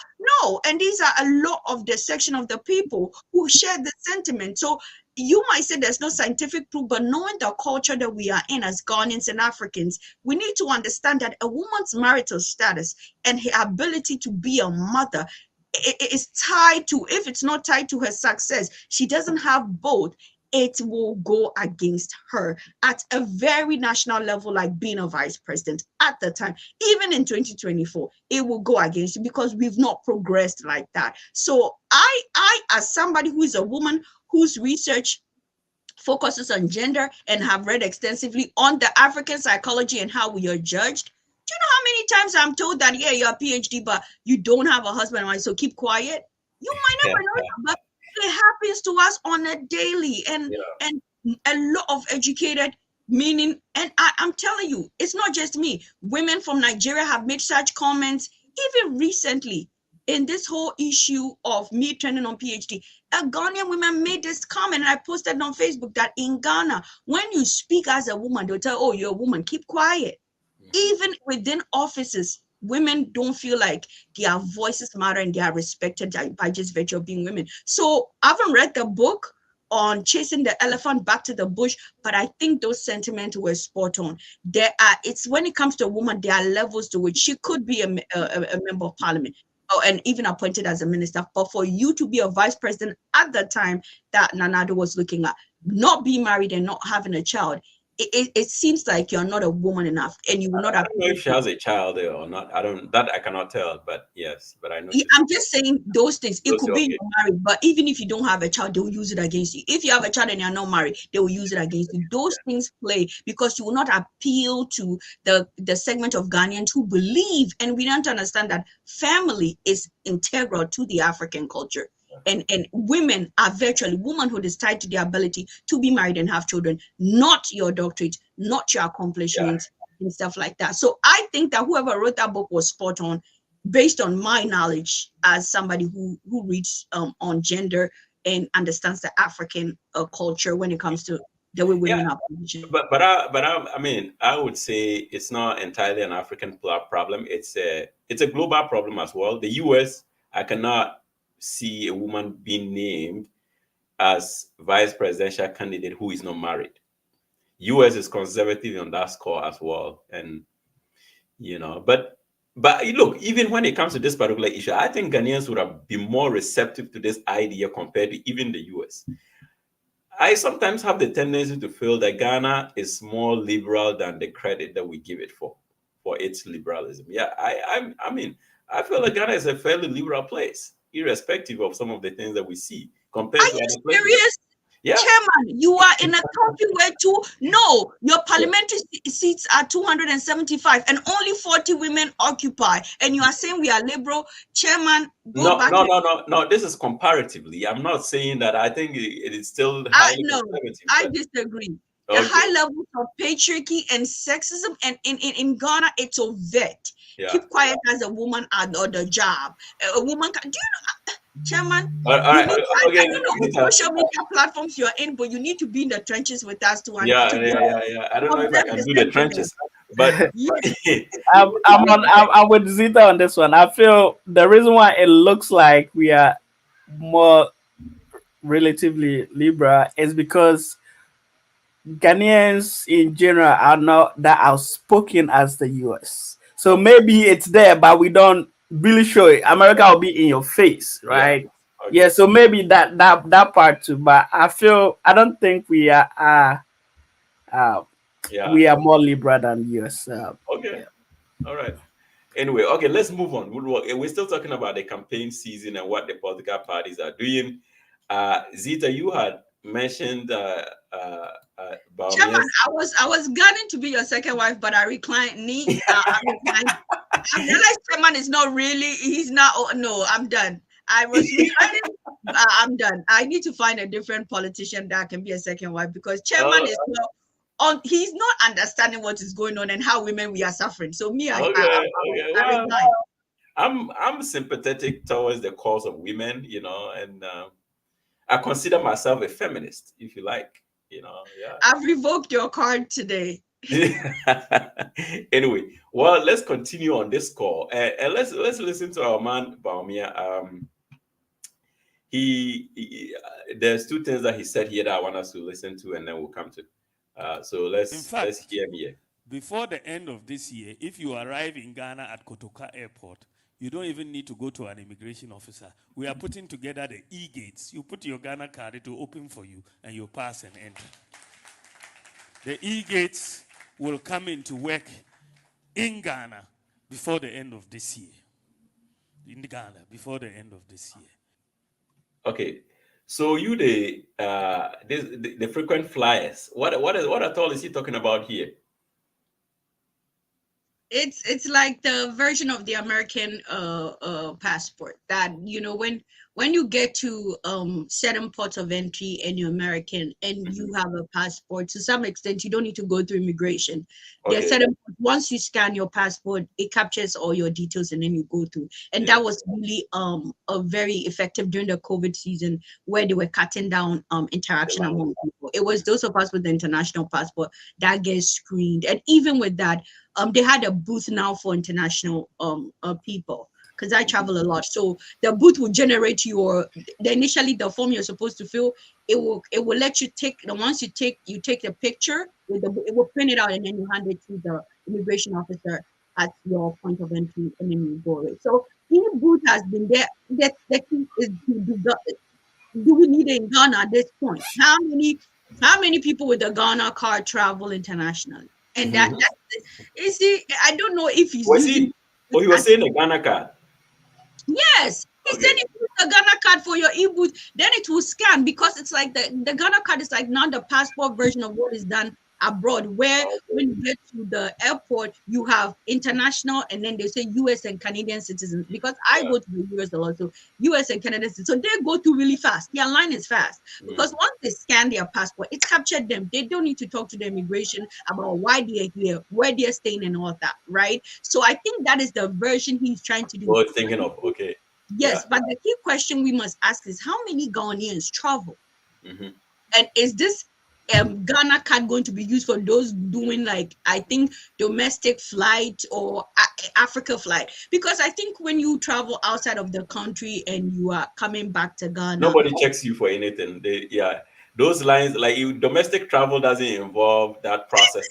exactly. So I don't know how many Ghanaians who are in America and Europe and all over the world have a Ghana card. So I feel like Bawumia is just throwing things to see what will stick. Like, it's like his thinking is not methodical, and I don't know what is going into him coming up with all these policies, like these initiatives. To what extent? Because how would that facilitate things at the airport, and how would that make Ghana a welcoming place? And what are the projected financial losses? Maybe currently are we losing anything by having the current system where we are being checked manually? And would the e-gate improve things and speed things, and are there benefits to it? These are the key discussions, but I don't think he's thinking about his policies methodically and thoroughly, and he's just throwing things. And of course, he understands the Ghanaian electorate. We are carried away by campaign promises. E-Gate, we are going with it, because they won on the same merit. Free SHS, 1 million, one constituency. You win elections based on these just outlandish proclamations, and I think he's using the same strategy. But I think Ghanaians are discerning, and people like you and I and me are doing our best to raise some level of consciousness among the people. So I don't know how many of you have a Ghana card. How many of us Ghanaians living abroad have Ghana card, so that we'll be happy that E-Gates, when we get there now, we'll just scan our Ghana card and then we are going. Even I sitting here didn't understand what he was trying to say by that. Oh, okay. Because you don't go ordinary person. Yeah, I mean, and you don't travel. You don't go. Not necessarily, but I haven't had the privilege of traveling on a foreign passport to receive such treatment. So if it doesn't exist, you have the Ghana card. Even if you're with the Ghana. The point I'm trying to make is that now this is limited to international travel, right? So no, once you have the Ghana card, it's not limited to international. But you have to be traveling internationally so that when you get into Ghana, you can then use what he's saying you should use. Yes. Right. So, but me traveling on my Ghana passport to places that they do that for their citizens, we haven't had experience. But I'm actually just making a point to the effect that it's just a small number of people that will potentially benefit from this, right? And I don't know, is it? And but my follow-up question is this a significant enough issue for a whole political presidential candidate to go out pronouncing as one of his and even the pronouncement is wrong that I would introduce. So let me read something Bright Simon posted on Twitter. He said, in this if this new E-Gate project uses a single peso of Ghanaian money, then it will be the most brazen abuse of World Bank money ever in the history of the world.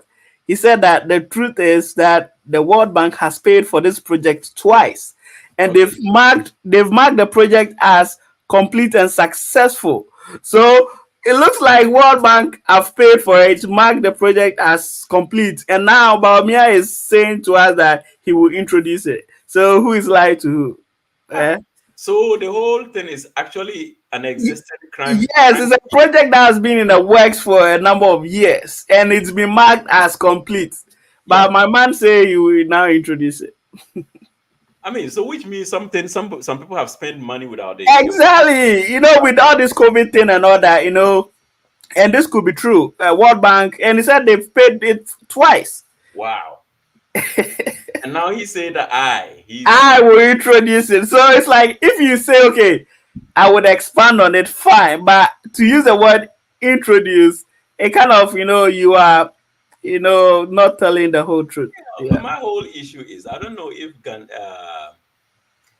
look, we really need to see whether some of these promises by Baumia are sticking. Are Ghanaians really accepting them as promises that a politician should be making? Because there's so many of them that are, in my opinion, so insignificant and should be left to perhaps department heads and stuff like that. Well, he's failing to talk about the economy. What do you expect him to talk about? Yeah, and maybe we may be overestimating things, because I think in American politics, Trump did something that most politicians in America had thought that the country had moved beyond. He was taking credit for very little stuff that historically many politicians have felt that this is beyond us. We are not going to go on the political platform and talk about I did this, I did that, right? But Trump did all that stuff, and somehow the electorate bought into it, right? He was able to win people over by claiming that he did certain things that previously most politicians felt that it was beneath them to actually go around taking credit for. So it's possible that Baumia may have taken that from that playbook that, look, as Asante people will say, they say what kit will be and so or whatever, however they say it, my tree is very horrible.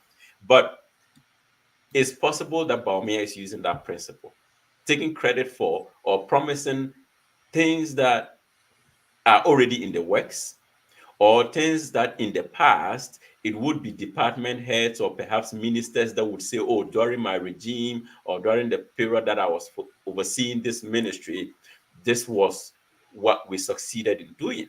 But Baumia is now claiming all those as things that he would do as a president. Is it a grand political strategy? Is the guy playing chess and we are playing checkers, or what? Again, I think it's the NPP strategy. They put how many toilets in their check tracker? How many toilets did they put in their tracker, right? So it's Yeah. like, let's claim all these toilets.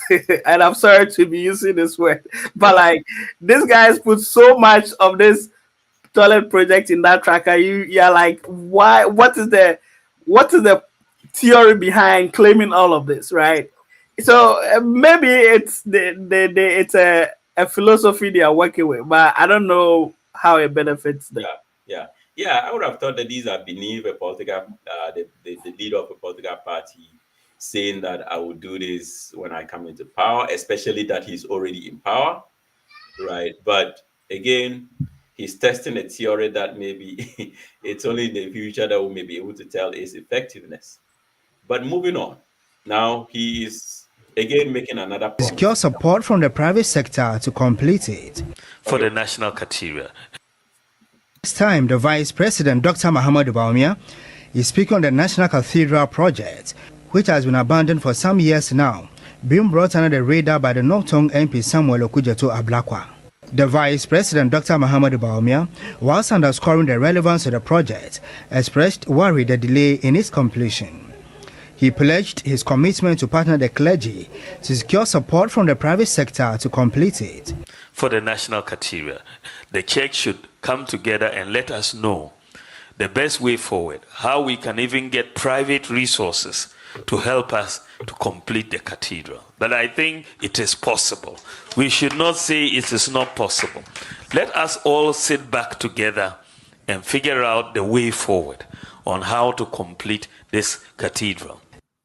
Okay. Well, Zita, Baumia is still making promises with respect to the National Cathedral. I mean, what do you think? Is this a good political strategy? He has pandered to the Christian vote in so many instances, which I feel is he just continuing in that direction?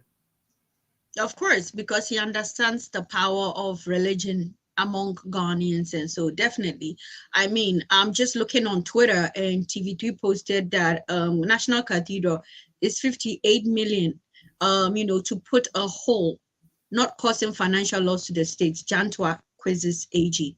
So, I mean, we thought it was 53 million. Now it's 58 million. I don't know how any sane person will come back from this and what promises you make. 58 million and we have a hole. Meanwhile, in the same Ghana, food security is a problem. In the same Ghana, we are struggling with constant electricity problem. We don't have constant, electricity. We are struggling with water. I mean, I don't know. Honestly, Ghana and me, I don't think we are enraged enough as a people. 58 million for a hole. Yet we are people can't feed themselves. People can't get dialysis treatment. It doesn't make sense. Baumia has no message. He has no probable grounds to campaign on. And he's just, like I said, he's just throwing so many darts, hoping something will stick. And he's appealed. I saw on social media, he was kneeling down for a group of clergy to be praying for him. Baumia, which religious affiliation are you? You are not, he's more Christian than we the Christians nowadays. Baumia is kneeling down to receive prayers. He's always in the church. He's promising them, oh, we need to be giving you people, we shouldn't tax them, we should rather be supporting them. He doesn't know what he's saying. He's inconsistent, he's incoherent, and his entire message, I don't know. It cannot even appeal to the people in the cemetery. Baumia cannot go to the cemetery in Ghana and campaign for even the dead to shake. I mean, this is just, it's disappointing. The National Cathedral, 58 million is a huge loss.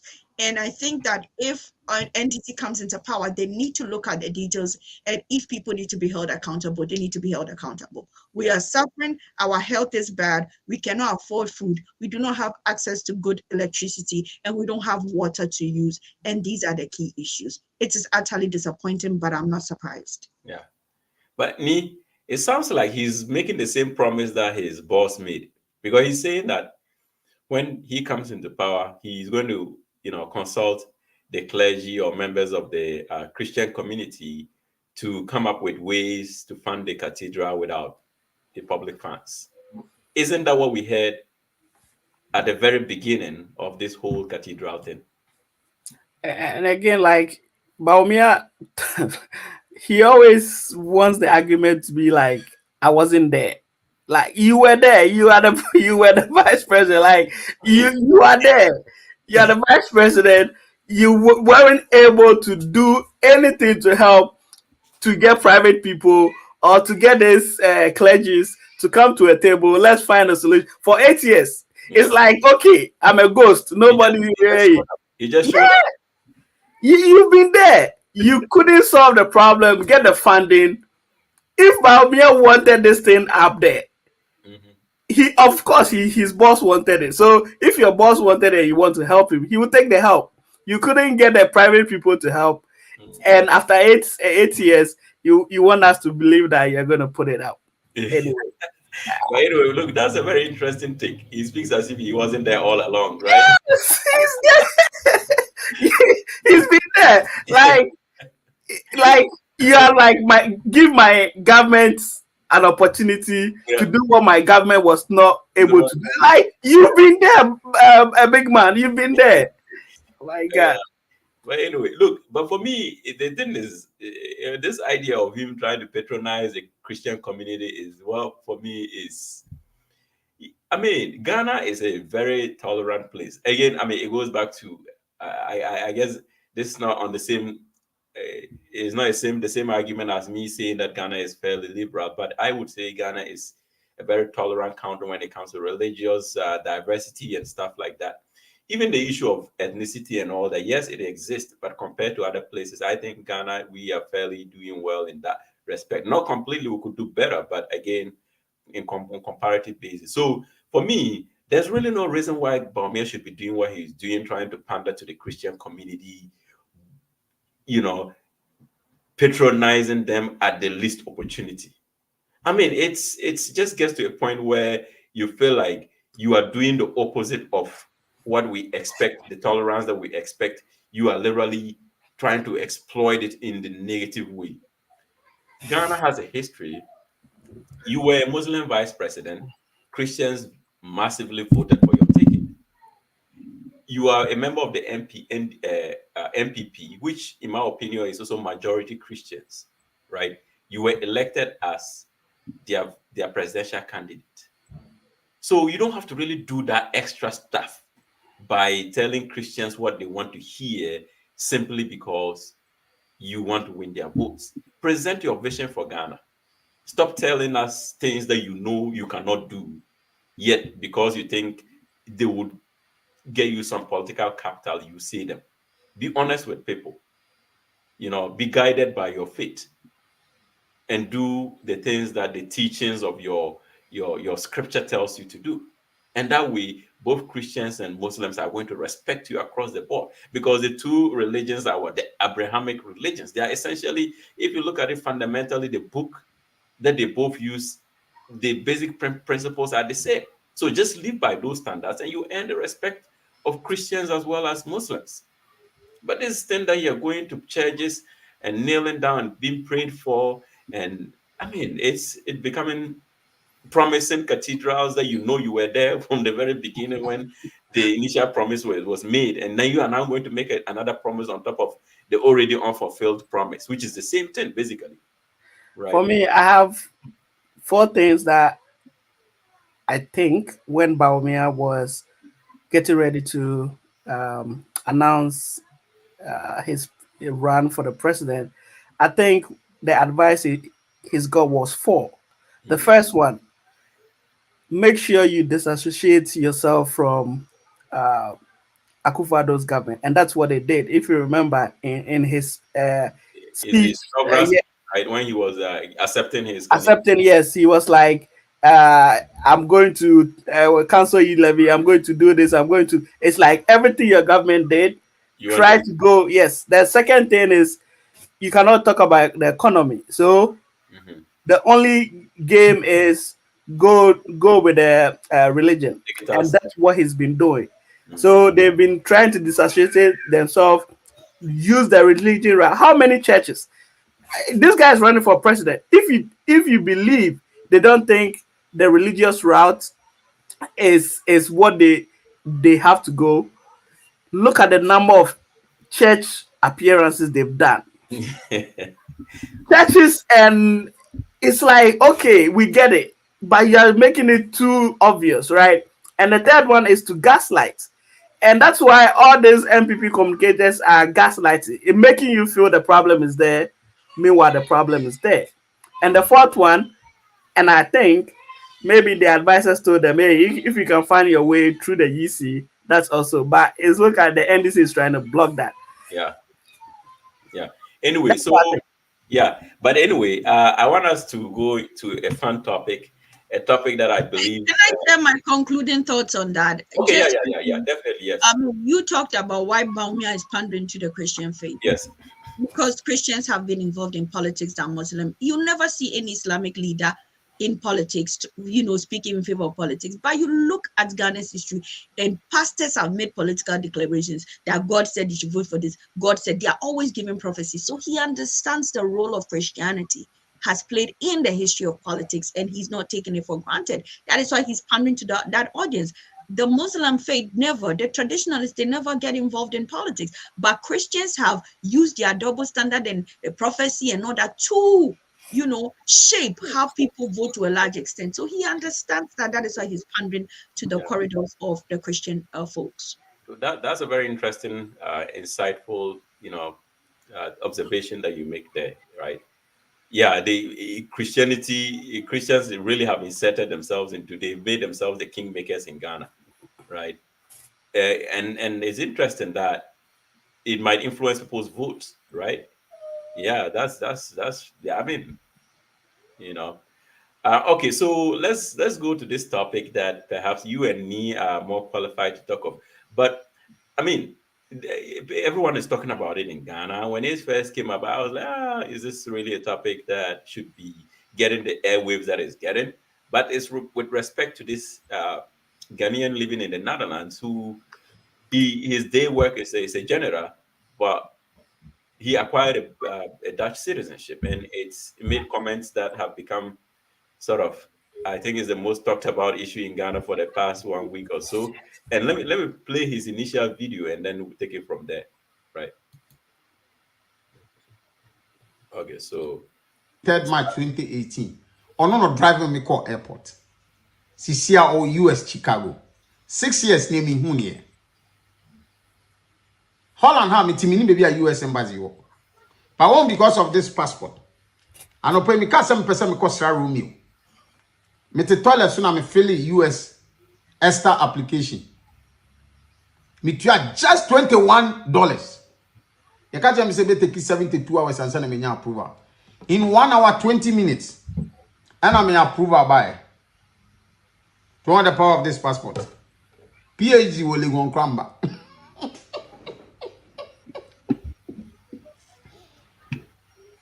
Passport to your friend over achievement. Romeo, I'm coming to see you. So to my foreign. okay, so you know, anyway, I guess most people watching us understand Chi, but just to explain, the guy says that he applied for US entry permit and then it was given within an hour, and it was by virtue of the passport that he's carrying. And he made a comparison to somebody who has a degree in Ghana, that that passport is more valuable than Zita. Somehow you got put out of the stage, and I don't. Yeah, but anyway, yeah. So the guy says his passport, the Dutch passport, is more valuable than a PhD in any university in Ghana, and it's generated a lot of outrage and A lot of people have taken, both ends of the argument. Other people are supporting him, and others are like, okay, no, that's total. I don't know. You guys talked about it, but really, has he said something profound that we really have to re-examine in the context of where we are as a country? Just beyond comparing that, oh, this document here is better than a document called the PAD, but is he speaking to a broader issue that is fundamentally wrong with our country that we really need to pay attention to?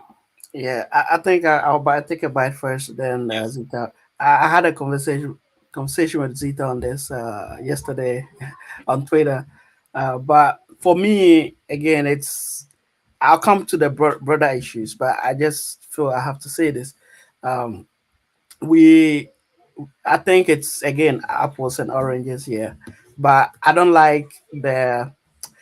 It feels like he's trying to, make fun of, the PhDs in Ghana, and it didn't sit right with me.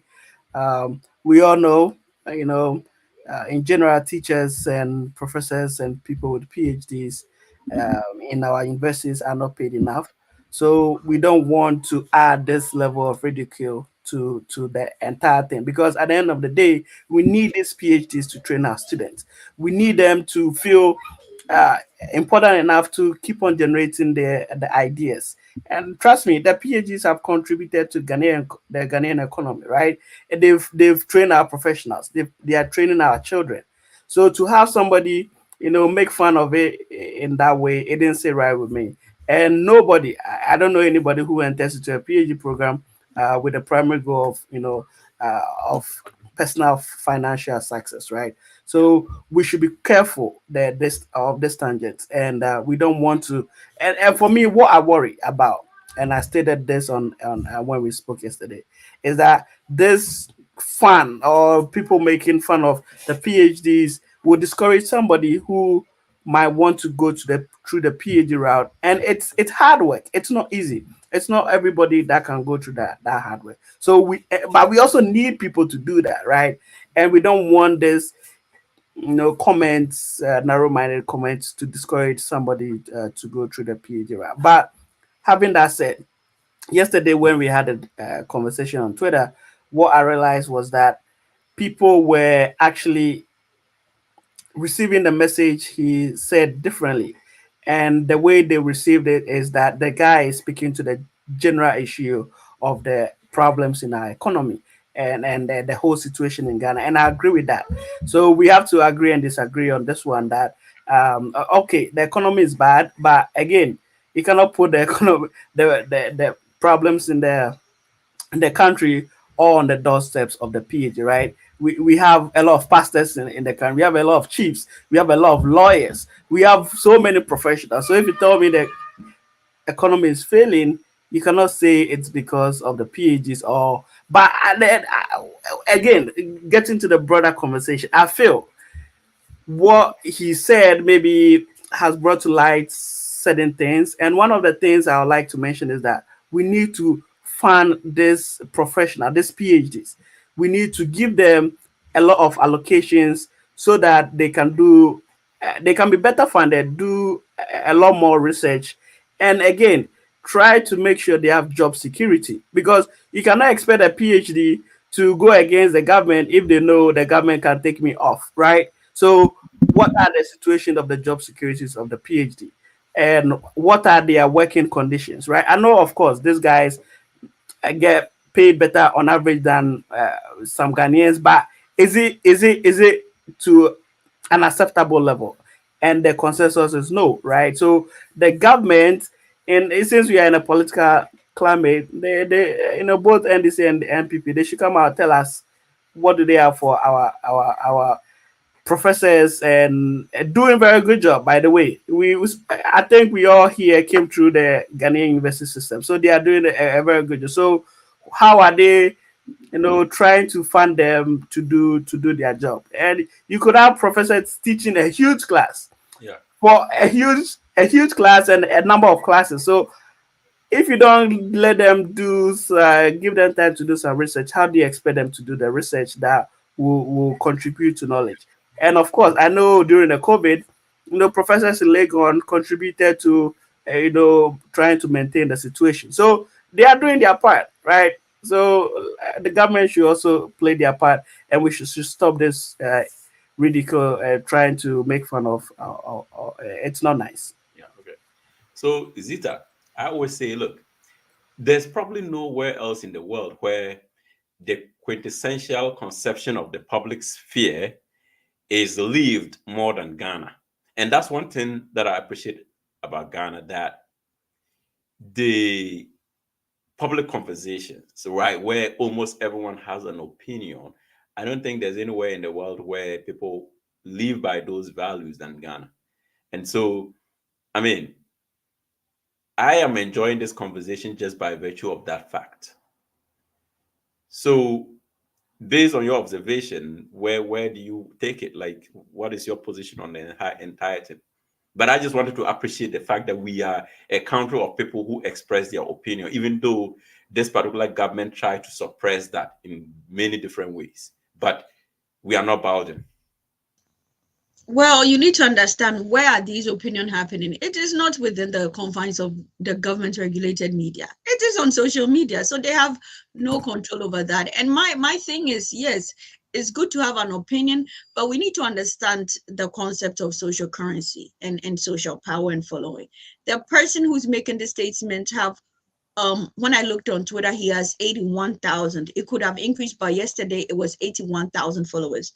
On TikTok, he has 600,000, almost more than 500,000.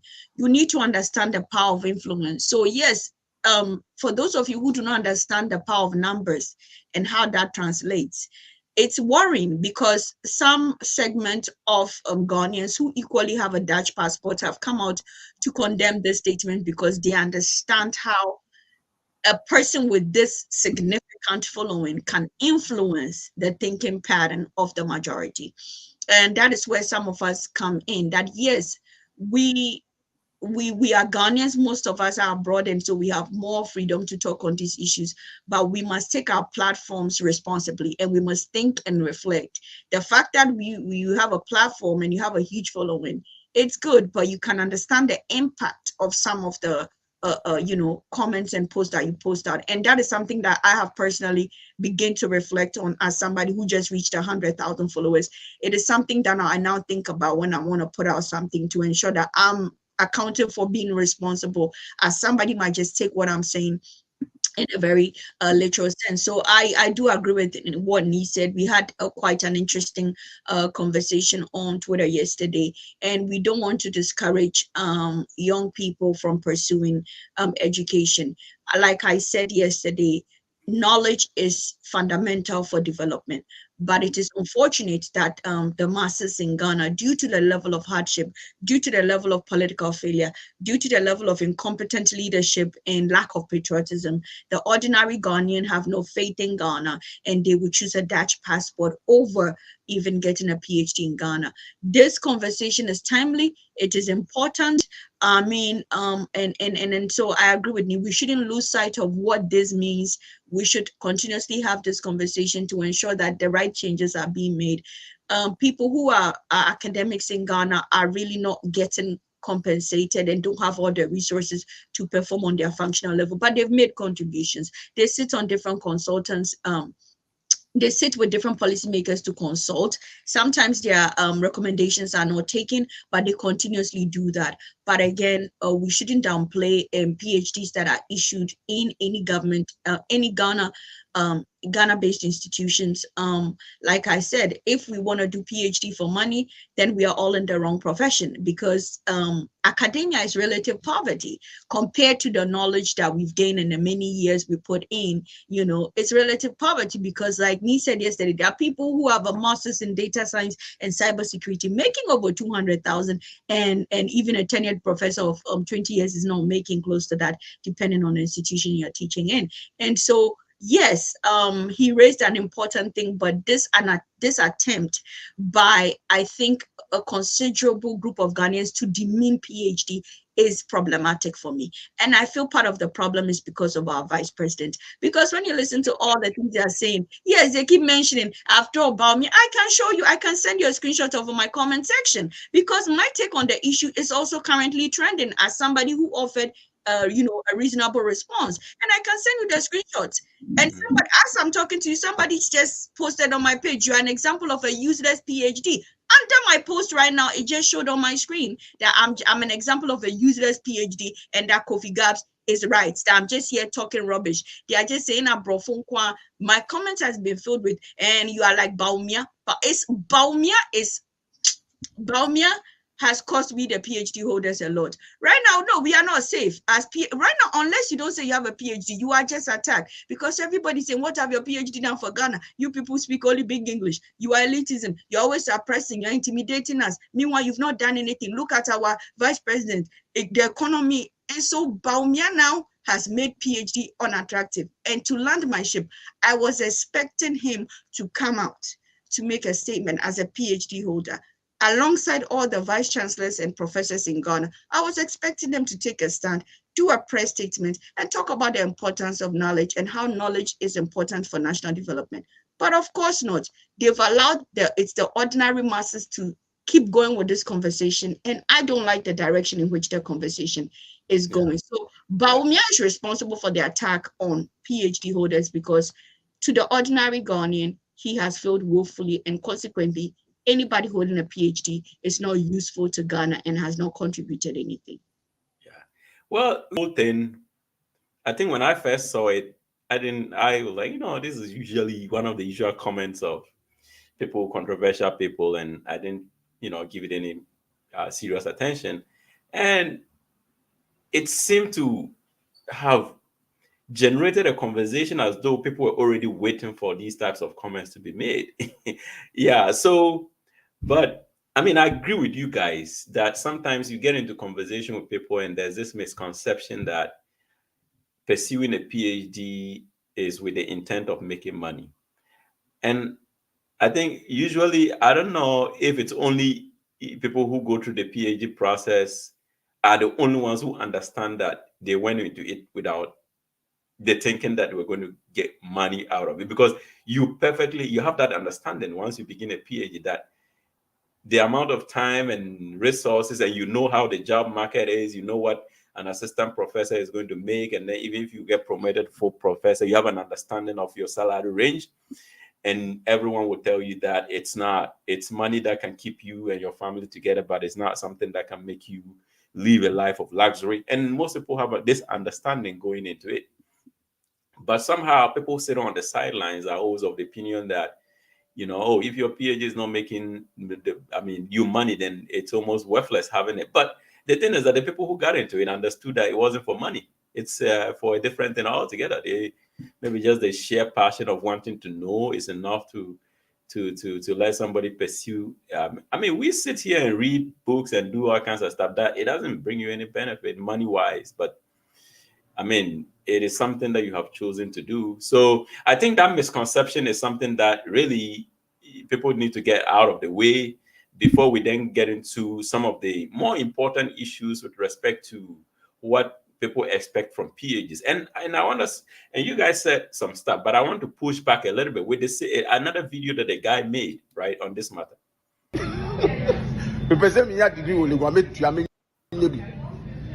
Holland passport,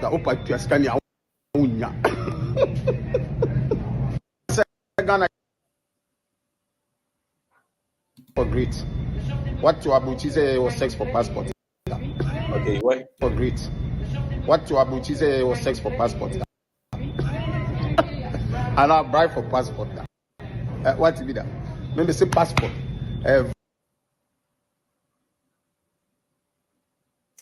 Okay, I think we're having problems with the video playing, but this was a video of him talking about the fact that he says that Javier, that in America, abroad, there is something like there's sex for grade or whatever, and then in another breath he's talking about he can pay for a degree from Legon if he wants to, right? And these are some of the things that we really have to address in with respect to our system. Is our educational system such that merit is we recognize merit, and are we operating meritocracy in a way that people's hard work with respect to earning these degrees would really reflect in the way or their position in society? Or people are acquiring these degrees in an haphazard and unmerited ways that it gets to a point where nobody, it really regards them anymore. But anyway, look, yeah, I mean, we have run out of time, and then we really need to go. But I want us to keep mulling over this question, and if this thing still is something to talk about next week, we'll talk about it. But I think we need to end here, and then yeah. So, guys, I appreciate you as usual. I appreciate our viewers as usual, and we can't wait to meet again next week. Time flies by anytime we start having this conversation. And in fact, this is the moment that I always look forward to the entire week. This is my most satisfying period of the week. And It's a therapy for me too. oh, yeah. For me, it's a headache. For me, it's a headache. All right. Well, so Okay, yeah. talk later. Yeah, and then we'll thank Wayo Mahama for cross-sharing us on Facebook and making our message go loud and far and wide. And our viewers, thank you very much. And then we'll see you next week. Bye-bye. All right, bye. Yeah.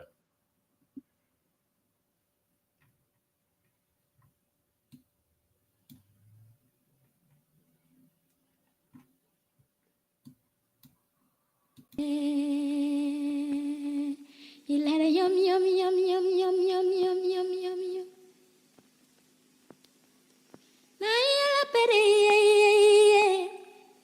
My tina yela bese.